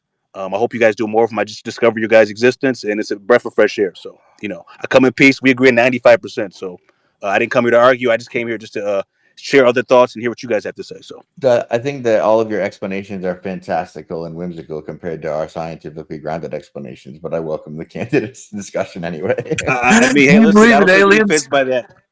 I don't take Okay. I don't know if I would call them aliens. I think there's different beings in different dimensions, and you got time travelers. So take what you. That's what I believe because See, you might like, see somebody that if like me and we're let's say cool, me right? and But Shane, time travel is fake and gay, just so you know. Like, you have to believe in Einstein and space time and coordinate system as a you relativist. think So you have time to be travel is fake and gay? well. Well, I So mean, you have to I don't have understand the whole time to fake be headlights linear, on yeah. it right? for And Okay, you wait, see wait, like wait, tonight. wait. Let me be. Einsteinian stuff, Einstein Rosenbridge. Then you get wormhole. Then you get the whole background for science Oh fiction. my God, Literally, this guy's. literally every science fiction movie is going to be based on relativity Oh, and because it's, nonsense it's in a of you movie. It's called accepting Lesser space. Magic. No, that's Shane, what they they have to put it build. in movies. They have Dude, to it's put it in movies. based It's called on Lesser you Magic. accepting space time as a coordinate system, which means it's relative, and then you have all that time dilation shit. You have to be primed to accept Einsteinian nonsense to be able to think that time No, travel you don't. Hey, Shane, what do you works. think of No, it Mandela doesn't effects? work Then? without it. Wait, hey, Shane, what do you think of Mandela effects? You think they're bullshit? Yeah, mostly. Oh, so I'm sure you sound a little bit older, so you don't remember the Star Wars line being Luke, I am your father. Dude, what do I think about So the in this, Mandela effect? 2 weekends yeah. ago, I So wait, watched the you've movie seen Star Wars Kazam before, with right? Shaquille O'Neal. Hey, I watched the whole movie to make sure that I he was remembered it correctly, and it was correct, bro. That's what I think about the Shane. Mandela So effect. Shane, what was the line? Was it Luke, I am your father, or is it No, I'm your father? What is the original line? It's Because No, if it's no, different now, it but clearly says no. look, no. No, it how was it Luke. Even sounds, how it sounds Luke, I with got a Darth giant Vader's metal basket voice. on my head. No, no, listen, I'm explaining how it sounds with Darth Vader's voice. No is the same syllable as Luke. And it just makes more sense to say, Luke, I am your father. Like that became the joke. But the original line actually is, no, I am your father. Yeah, man, I the got But, a text that question is though. quoted know, says no. I got a question. How come the original actor James Earl Jones, before he died, he remembered it as that way, and he's the one who was because actually he's voiced. going along with the joke. You don't like He's remember your going along script with the joke. forever. How Oh, many movies has he oh, done since then? You don't remember your script 100%. What about Berenstein Bears? What Really? about that one? There could have also Bernstein been Bears, the other Ford takes. logo, There could have Chick-fil-A been other logo, takes Ford where he logo. did say, Luke, I am your father, but Different they ended timelines, up, guys. yeah. What are we talking about here? They're just changing. They're making it appear as though it's a different timeline, right? They're just changing everything. It's like changing the Chase logo, and everybody doesn't notice it's overnight. It's a change. Man, the It's Fruit, not. I the don't think it's a Sign up. Fruit real of the time Loom did. change or a Oh new wait, the time. flat earthers can't believe in time travel. That's crazy. All right, Yeah, it is what it yeah. is. Just Well, remember It that is what it space is. time is That's fake and too gay, far. everyone. All right, We went too no one far. believes in space time. Space time is fake and gay. so No, yeah, exactly. And the Fruit of the Loom had a cornucopia, and that's a fact. But I mean, this is what we're dealing. This is a timeline here again. We got Hap Row. Everybody loves Hap. There are no gas laws that say you need a physical barrier for gas pressure. That's a made-up myth. You guys It's keep literally repeating. it's literally called kinetic gas theory. It's based off of the interaction of things bouncing off of the surface of a container to create pressure. Kinetic gas theory. Hey, one more thing. Thanks for having me. I'm going to say one more thing. Did you guys believe that the vax was safe and effective? Because that was science. What are your thoughts on that? Well, I know you guys. It was Mr. Cohen who solved it. Yeah, that's how I remember it. I thought it was Mr. Cohen for the longest time, and he wasn't having a baby. He was there in the He hospital. was just going for like a physical or something, getting checked out. No, Okay, making sure that Jack Black came out okay. Hey, well, I'm Can gonna I, I since forgot. the He was just there for the delivery. since the conversation isn't so heated, can I just explain my point here? During the dialogue between Darth Vader and Luke, he says Luke a number of times, and he also says, no, because they're having a back and forth. But at that exact moment, he says, no, I am your father.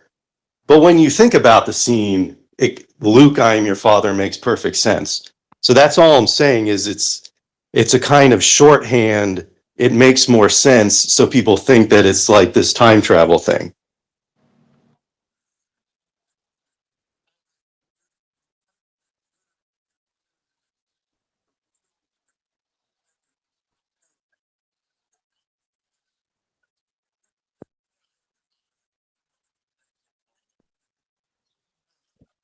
That's a really good point. Exactly. And like how his voice sounds, I already mentioned this, but it's like, single syllable. If you saw it in the movie theater, like you're not going to like 100% remember exactly how it is. And how many movies has James Earl Jones been in since that movie? Like you don't remember your script 100%, but that's just what I think. I'm thinking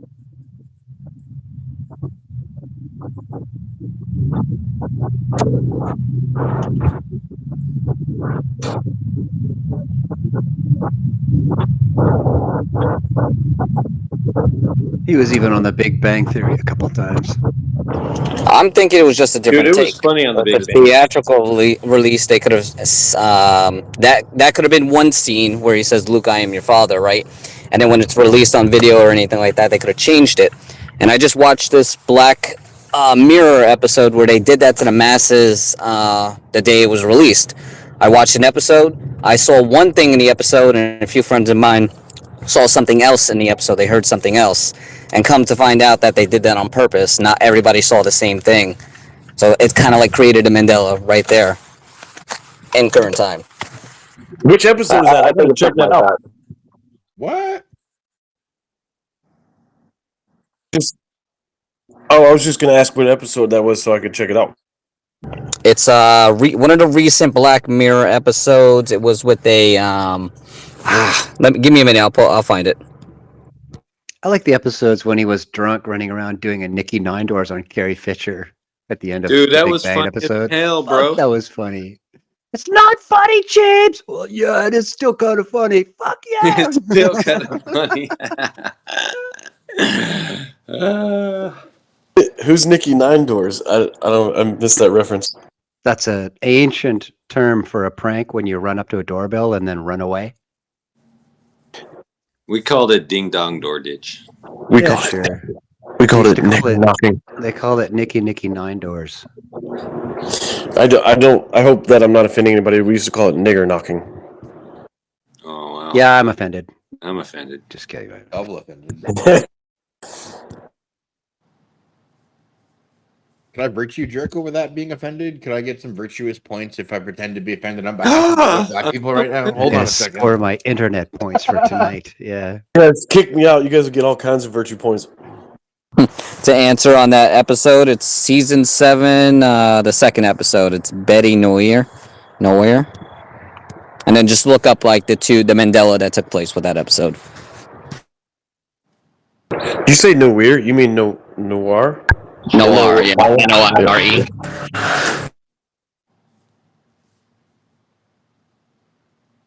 Hey, can I bring it back to scientific stuff?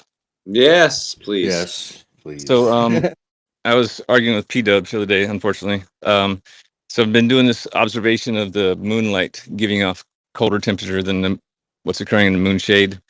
And he instantly said, "No, you didn't do that. You didn't record anything or measure anything." I'm like, "Yes, I did." He's like, "No, you're a liar." And then he's like, "Well, what's your control?" And he said, and I've heard this before, my control has to be on the new moon when there's no moon out, and then take temperature readings. Like, is that a logical control? Like, it seems illogical to me, but Would you be able to find the moon when you can't see it? that's yeah, that, and it's going to have a no effect if it's not there. Why does it need to be a new moon? Well, it would be where the moon is not there. Yeah, no moon at night is the condition. Yeah. So is that logical? I mean, I don't like it. No. That's If not a it was a control, different actually. day, the temperature can be completely different. So he's basically saying measure the moonlight's temperature when the moon's not there. Like, it Yeah, makes no sense. That's not actually control. That's an independent variable. Okay. So what does that mean whenever it is a different temperature? What conclusions can you draw from that? That it's not reflecting sunlight off a dusty rock back to us. It's its own unique light source. So it's would you say then it's a reflection of the Earth? No. No, What is not it? Earthshine. I don't know. What is it? I would say it's a unique light source of its own. That's Okay. It's the Is there any part of, lights that are cold? it's the part of the attachment of the theory that we're actually looking at a projection, not a solid object reflecting sunlight. This is the whole premise, is that if it's a holograph or something similar to that, it would be generating its own light like it is now. And it would have its own spectral signature like it does now, one that is not of the sun.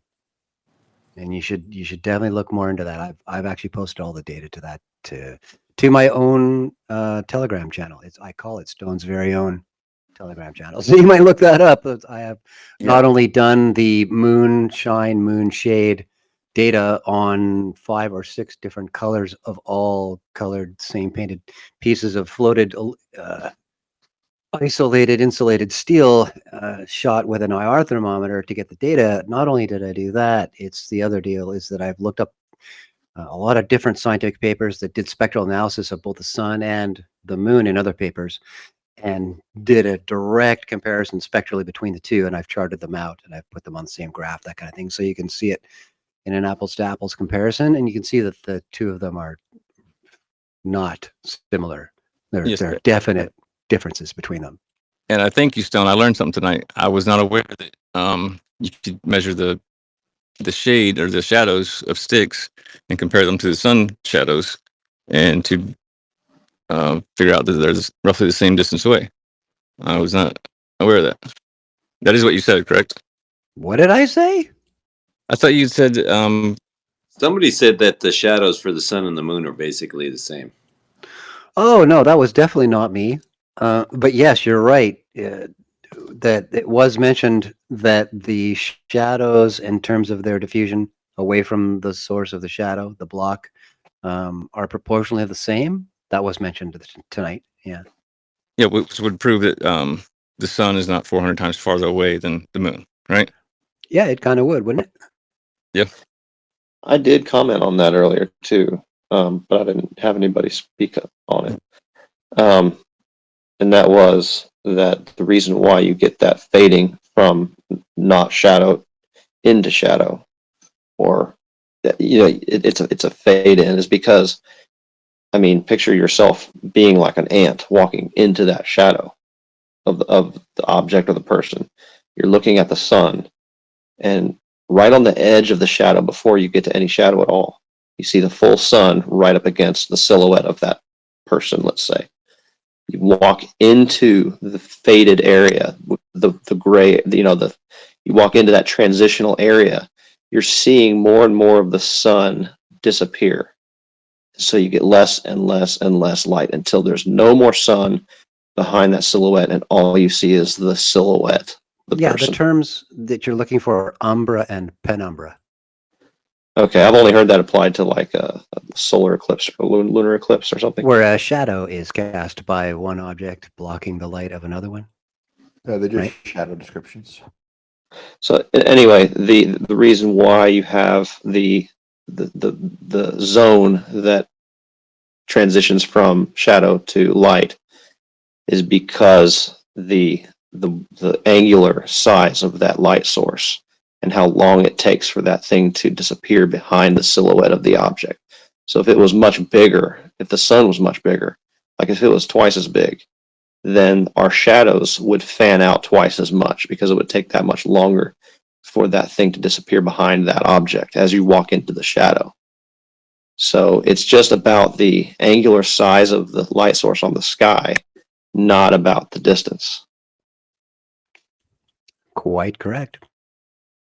So therefore, if you have an object that is close to you and half a degree in angular size in your vision, in your sphere of vision, and you have another object that's a light source that is 100 times farther, about 100 times bigger, same angular size in the sky in your sphere of vision. Therefore, the same fanning of the shadow. You can have things of varying distances.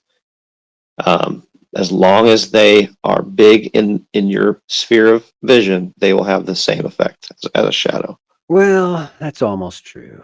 There's one other factor there, and that has to do with the medium through which all of this light is traveling and how much diffusion is going on between source and observer, right? That the more complicated you make the medium, then the more surrounding medium on its way to you is also lit up, not just what is lit up, not by shadow geometry. You know what I mean? That there is an ambient factor here in terms of diffusion and distortion that will also affect your data. Right, and that's why the shadows in the daytime are not very deep shadows. They're not like pitch black shadows like you see on the moon, where the moon doesn't have an Yes, atmosphere. because there is sunlight and daylight present. Right. So on the moon, as you stood in one of those pitch black craters, in one of the shadows, then you don't see a blue sky above you. That's why there's no light in that shadow. It's just very stark difference there because there's none of that effect you're talking about here on Earth, where you have that blue sky all lit up by the sun. And sorry, TM, I know that's not what you believe, but that's kind of a good explanation of why our shadows here on Earth during the day are fairly well lit on the inside of them.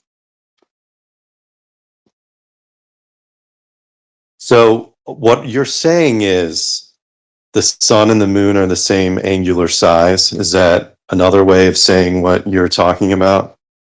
Yeah. So because they're the same Okay. angular size. So Yeah. what do you think is the reason why that is? And please say cosmic coincidence. Because the way God designed the solar system, He made it so that the moon could Okay. eclipse the sun in that way. Are you a flat earther or I thought you were a globie, so that answer a little bit shocked me, but okay. Fair enough. There's plenty of globies that I know that are religious, so I don't understand why that shocks you. That's not true. They all are terrible atheists. So you're a Jonathan, you know globie, them. but you think that God designed it that way on purpose, right? Yes. Okay, fair enough. And I agree with that. Dude, you just And I think deflated it his has whole to do, argument. and I think it has to do with the fact that how can the sun and moon be the same angular size if we're on a globe? Because they are, because the one is because they're different in their size and distance from us by the same factor. Yeah. Well, yeah, it's saying the ratio. To be fair, the angular size formula which they use determines the solar diameter and the distance, and you can play with those two as a ratio to get the same angular size. If you don't change 0.53 degrees, you can change both the diameter and the distance, which is actually, in fact, how they got all the historical predictions of Kepler and Copernicus and how they were always guessing at the sun distance. They were really just changing those two parameters until they ended up on like 864,000 miles and 93 million miles, right? So that's like the most recent ratio pairing prediction that they're settled with that makes all the other ratio predictions work in the model. For now. Just to keep it clear, though, the moon actually cyclically does have a considerably larger angular size than the sun. Depending on what part of its orbit it's in. So sometimes the moon, Well, like for example, presumably yes, but I mean that's like even just yesterday or the other day morning, they were talking about the super moon because it's super close and it's super big, and you know what I mean, far larger than the angular size of the sun. But yes, possibly because of the cause you're talking about, but it doesn't jive with anything else about the heliosexual model. So you know, I chuckle at the term supermoon. I think it's another desperate attempt of it's organizations marketing. like NASA to generate excitement in the Yes, general indeed. public who are generally not interested in space. That's salesman term right there, supermoon. Yeah. But what Right. evidence do you have that the sun actually is much, much, much, much bigger? I am so glad you asked that question. The reason, a really good reason to think that the sun is much, much farther away is because anytime you see the sun and the moon in the same sky, and you do the trigonometry to determine what kind of angle would produce that kind of crescent. So you can't use trigonometry on that, so you're already losing me. I've tried you're using a triangle that has either 6,000 if you use flat Earth math, or 93 million miles in globe Earth math. You can't have a triangle with one side being that with an angle of 10 degrees at most. But continue. So for example, when you see the moon in a it'd be like a waxing crescent, and let's say that across the diameter of the moon that basically bisects the crescent itself. If 3/4 of that is shadow and 1/4 of that is crescent thickness, then you can work out the trigonometry of what angle that terminator line is to your. Okay, so your proof that the sun is larger is you're looking at the moon. Yes. Okay, but that's proof not like an was his actual proof that was far observation away. of the sun. He said Yeah. that was his proof it was far away. The proof that the sun is much, much farther away than the moon is, not even knowing That's how not far what away I the moon is. asked. I asked why it was bigger, not necessarily farther away. I know they're related, Yes. but you're using a picture of the moon when I'm asking for a picture of the sun. So you're once again using, apples to oranges, which I'm calling the second law of Glurf, but go ahead. So if you take that ratio of dark side of the moon, light, lit crescent, you can work out the trig. So like half the angular diameter, half the angular radius of the moon compared to that lit portion. You do a simple like arc cosine or something, and then you get an angle that the terminator. So when I say terminator line, I'm talking about the circle that divides light, the lit side from dark side on that moon.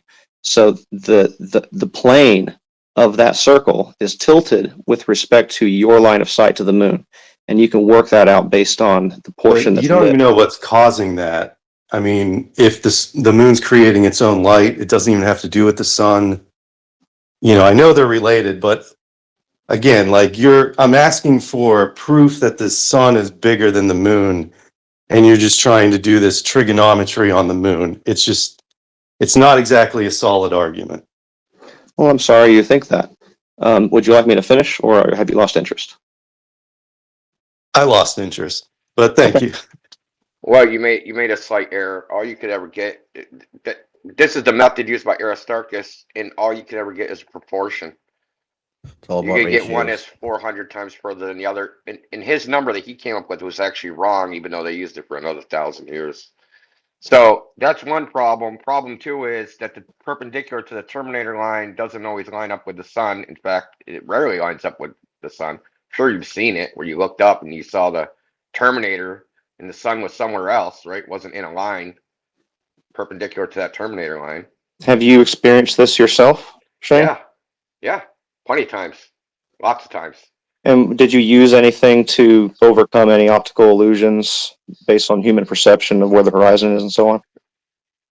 Well, the moon was 20 degrees above the horizon to the west, and if you had a clock, it would be the terminator, perpendicular to the terminator would be like 10 o'clock, and the sun was rising behind me.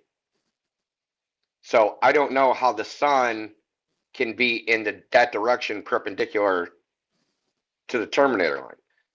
Now, I am aware they say that this is somehow is an illusion, but I want to really like to see how this is exactly an illusion. Well, one idea I had is to take a hula hoop or some large ring-like object and to make sure that your eye is in the middle of that hula hoop, and then to cause the hula hoop to align with, the perpendicular to the terminator, and then carefully turn your head and see if it just happens to land on the sun. And that is one way to kind of test and overcome that. I have never tried it myself, but I'd like to. Yeah, I mean, that's interesting. But then what this conversation started with, I noticed, oh, I got to get this out before I forget about it. Nigger knocking had a total different meaning when I was growing up. Anyway, I had to say it.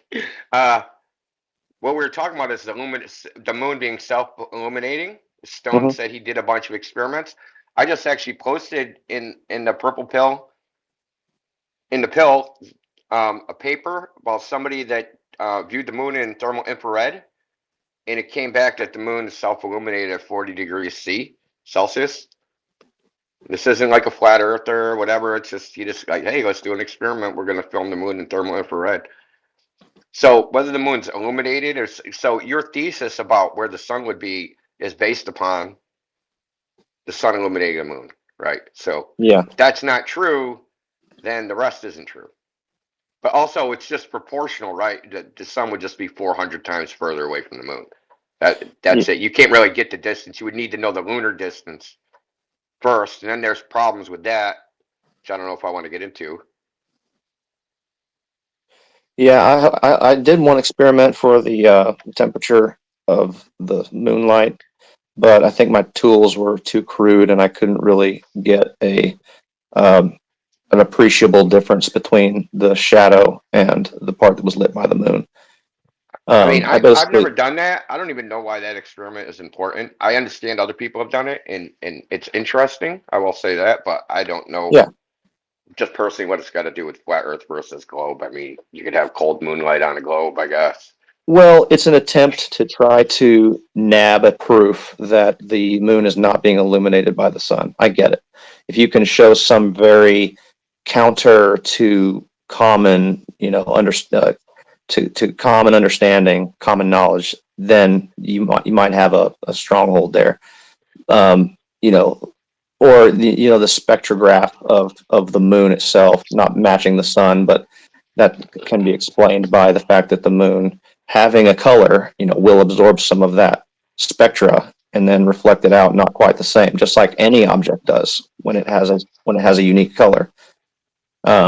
So like Well, yeah, it's so I actually simpler than that because it's like based on our observations, and I think you'll agree, and you did kind of agree with this, the sun and the moon are the exact same size. That's based angular. on our eye observation. So Yeah. now you're trying to say, oh, based on this trigonometry, the sun is 400 times bigger and farther away. Which one are you going to trust more? Well, to be clear, there's no evidence that it is, right. The only evidence that we have is that its angular size is 0.53 degrees. And for the sun in miles, they just using the angular distance formula, which I think is like what is it? 2 arctan times the distance over the 2 times the diameter. So if you use the ratio for the sun, it's 864,000 over 93 million. Guess what? Equals 0.53 degrees. For the moon, they're like, nah, listen, it's the same answer, but it's 2,158 over 238,000, and that also equals 0.53 degrees through a universal galactic coincidence, and there's nothing weird to see here. That's the actual current position, right? And that the evidence for it is nil, although I hear Jonathan's position trying to argue for it. Yeah, basically, if you take a ball and you do this simulation in your own living room and put a light source, well, you can't really do it in your living room, I guess. You really need to go out at night in a field and have a very bright light. You know, maybe one headlight on your car, you block the other one. But you take a ball and you hold it a few feet from your head. Maybe you hold it out on a stick, and you photograph this ball at various stages as it goes around you, like just like lunar phases. And you make note. You take a picture and you write down which part of its orbit in degrees that photo was taken, and then you can work out the trig in the shape of that crescent, and you find out that there's a perfect matchup. You can completely rationalize the shape of that crescent based on trigonometry and perspective. So the moon, you'll find, follows the exact same behavior because, you know, right about at a half moon, the sun, you'll find, is just about right at 90 degrees away from it in the sky on your sphere of vision. And that's what you always get when the light source is many, many times farther away than the object you're observing being lit by it. And you've conducted this how many times? I have not actually measured, but I've looked at the moon when it was at a half moon, and then I've kind of tilted my head to align myself with its terminator line, and I have kind of brought my hand out in front of me to mark the moon, keep my hand there. And I put my other hand to it like you're praying, and then you separate the hands, keeping that left hand on the moon, and you bring this one over to the sun, and I can see that it's about 90. Now I see a few people laughing. So Yeah, what I want to precise. do, what I want to do soon, now that we're talking about this, is actually try to measure this. And I've never used a sextant, but I kind of want to try. I know I shouldn't use it on the sun because I'll blind myself. So I need to be creative here and think about how I can actually do this in a way that everyone can, maybe repeat it to just check my work, I guess. So Joshua, I see you laughing down there. I don't know why, but join me, do an experiment like this, and let's compare notes. Well, I think we need to master the hand and headlight and ball thing first. Yeah, it's all really crude, but it checks out qualitatively and at first glance, and so I'm expecting that it would also check out if you did a more precise measurement. Well, I agree with you that, the sun is always going to be towards the lighted side of the moon. Mhm. I don't even need to know the angle. I've seen this hundreds of times in my life because I always look for that. Anytime you see, the dark portion of the moon, you look at the lighted portion, the sun is going to be in that direction. Right. But I'm not going to say it's because the sun's 400 times away. That makes no sense. All I can know is the pattern. I don't necessarily know the why. Why wouldn't it make sense?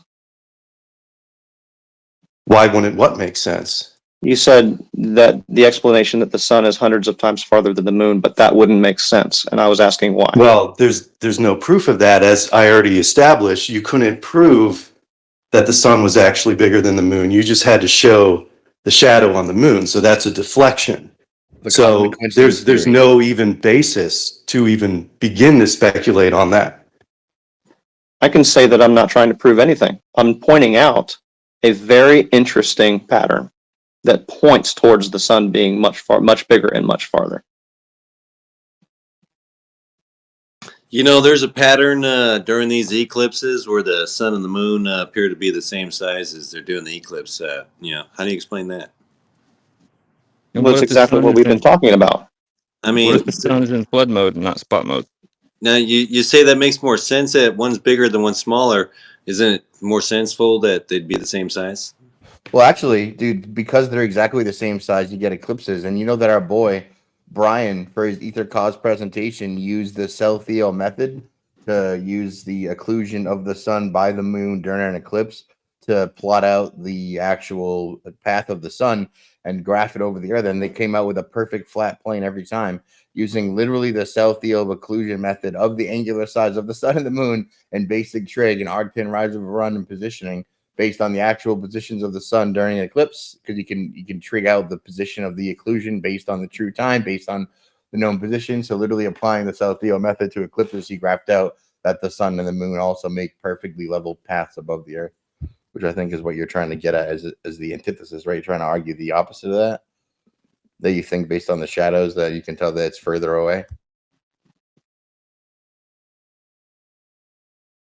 Oh no, I'm not talking about like you talking about the way shadows fan out and No, I don't become blurred. know. What was your basis for the argument that you said you could tell that the moon was closer than the sun? Oh, basically the only time the moon reaches like a half moon is when it reaches about 90 degrees away from the sun. And so when you look at any situation where you're seeing that like a sphere is being half lit, that light source has to be much much farther away. You may not be quite sure how far, but it's you know at Well, least 100 or more times farther away. you're talking about so you think that you said the phases of the moon show the distance of the sun. I think the counter argument to that would be that the phases of the moon is literally determined by proximity to the sun. If you unwind what your angular resolution and your perspective based model interpretation would be of a heliocentric, Earth circling the sun, giving you the appearance of what you're looking at. If you reverse engineer that and bring it to the flat Earth model, you have a sun and moon circling over the Earth, and the moon's phase actually, as it approaches proximity to the sun, would change its phase. And as the lesser light approaches the greater light, as Enoch puts it, it literally loses the ability to emit light. So it actually adjusts its phase in conjunction directly to its proximity to the sun as they both do their elliptical orbits over the Earth. And you see every month they make their oscillations. You have the ecliptic and you have the lunar plane, and they have the 5-degree tilt oscillation, so that the intersection only occurs otherwise there'd be an eclipse every month, right? So Yeah, Which and there so kind of are if you look at like throughout the whole world. I mean, it's actually somewhat common, but it's all about the season, and but it is, that is its cycle. so one thing I'm really confused about with flat Earth, and I know there's varying forms of flat Earth views, but I can't get out of my head how many times I've seen an animation of the sun and moon doing circles over the top of a flat Earth, doing roughly centered on the north pole, north point, I guess, on the map. But then I also keep hearing how we assert that the sun and moon are apparent objects, which would explain why they don't reduce in angular size as they head towards the horizon. And so I just don't know how to reconcile those two. I'm actually Okay, first putting of all, myself. the sun does change in angular size. Okay, I don't know why you guys say it doesn't. It's been measured innumerable times. In fact, if you go even look at Wolfie's 6020's video where he says it doesn't, if you actually go measure the pixels and the difference in the sun, it does change in angular size. Any video you think shows it's the same size, go count the pixels. Go count its diameter in pixels. Actually, go count the pixels. It'll change by between 13 and 10% every time. And I will say, and I know they like to dismiss this, but obviously they can't deny this, the light diminishes. And on a flat Earth model, that would make perfect sense because the sun's moving farther away. So what you said is 100% true. I think they always try to deny this because they'll even then admit, oh, well, it does, change a little bit. Yeah, But and I'm yeah, talking about with a solar filter. I'm not talking about without a. I'm talking about with a solar filter. I know. Yeah, and that's Yeah. And it's 100% true. It does change angular size. So to go with your people representing the sun and the moon going around some Gleason's map, that's just a representation. It doesn't mean anything. Just like if I type in day-night cycle and hit enter and then look at the images, there's going to be a giant freaking Earth and a little teeny sun, right? It's just a representation. They don't mean anything. You couldn't even, if I asked you, I said, give me a 2-scale representation of day-night cycle in the heliocentric model, you couldn't even show it. You would need a screen that was 40,000 pixels wide, and the Earth would be a single pixel. Yeah.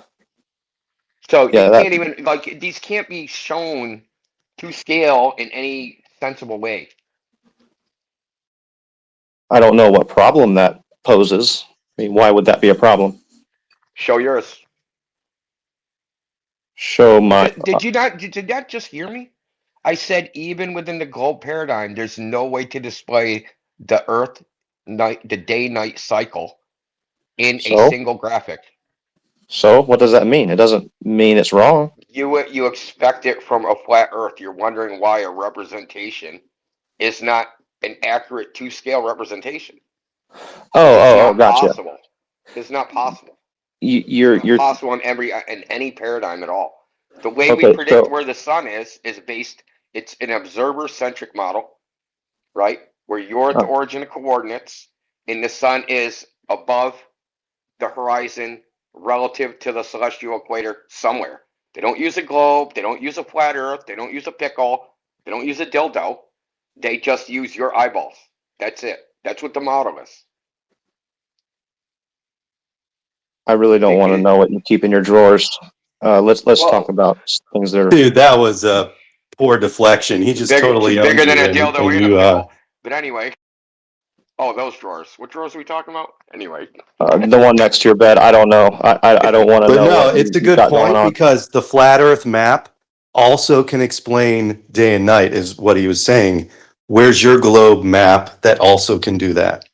Well, I'm just bringing up a common misconception. People think that they're using some sort of globe model to predict sunrise, sunset, 24-hour suns in Antarctica, and all these things. The model that's used in the mathematics, there's no globe in those mathematics at all. There's a celestial sphere, but you're not on anything. You're literally not on a goddamn thing. You It's just had an observer-centric, infinite meaning radius. it's Yeah. you in the celestial sphere, and that's it. I don't know what you're referring to. Are you referring to a specific? The sun. I'm referring to the sun. How we actually predict where You the sun mentioned. is. You We mentioned do that. not use some orthographic outside view of the Earth and the sun relative to each other. Nobody does this. And I don't know why you would expect the flat Earth to do it. I don't really understand. I think I'm beginning to catch on to what you're saying. So, in any book or textbook that teaches about the day and night cycle, you're saying it's the way they depict it. Yeah, just to be a representation, but that representation is not meant to be an accurate rendition of the model that you would use to do anything. I know what you're talking about. You're talking about in a textbook. It's just a mental model, right? It's just a Yes. concept. It describes what's happening in your upper sphere of vision as the sun passes over the sky. To describe, okay, here's what's happening in the sky when it goes from morning to evening. No, you misunderstand me. In the textbook, it'll show an orthographic view, right, outside a third-person point of view of the Earth and the sun, right? Oh, okay. Okay. Yes. So this is how they represent it. When you see a flat Earth with a moon and a sun over it, this is an orthographic third-person point of view of a flat Earth with the sun and the moon. It's not meant to be some accurate rendition of what the relationship between the Earth and the moon are. It's not possible. It's not even possible to do that. Not even in the heliocentric model. Like I told you, you'd need a screen 40,000 pixels wide and the Earth would be 1 pixel. And then how would you rotate it? How are you going to rotate a pixel? See what I'm saying? It can't be represented this way. Dude, well said, Indio. And real quick, we do have a 2-scale thing on Desmos from the data that Brian did for the plotting of the eclipses to show the elevation, so to show that there's no elevation change. I'll put a link here in the thing, but yeah, Indio, you're so on point right now. The God's eye view perspective, like if you go to adl.place, you click on Shane's model, and you see the Walter Bislett model. That's a God's eye 3D view. That's not what we see. What we see is from an individual observer perspective on the ground looking at the sun, and that's how the whole model was constructed. It's only stitched together with the celestial sphere. to merge it to the so-called terrestrial sphere. Dude, you're crushing it, Indio. Thanks, brother. Good to hear from all you guys. Shane. Yeah, good to see you pop up out of the listener. Yeah. Dude, I wonder how long they take to I give the promised invite. Brian I'd come, dude. He was slumming it over on 24/7. So Shane, do this thing that I figured I'd do come in over your here. face. Well, thanks for coming over, India, man. I appreciate it, man. Shout out to 24/7, man. Sorry, I got booted out of here. Yeah, we've been have you talked to that Josh Ingersoll guy? You two? Shane, Alan? Brian got a piece of him today. He hasn't been around us recently. We stopped listening to him, I think, and he didn't like that. I'm conjecturing. I'm not sure what happened, but he stopped hanging out with us. Yeah, he's starting to he's starting to fade on me too. We Talks basically about got him to himself an admit awful that lot. he'd rather people believe Blake Ponson trained for the wrong reason than question it. He pretty much admitted it. We've got him to admit all sorts of stuff, dude. It's pretty crazy. The ends justify the means. Yeah, exactly.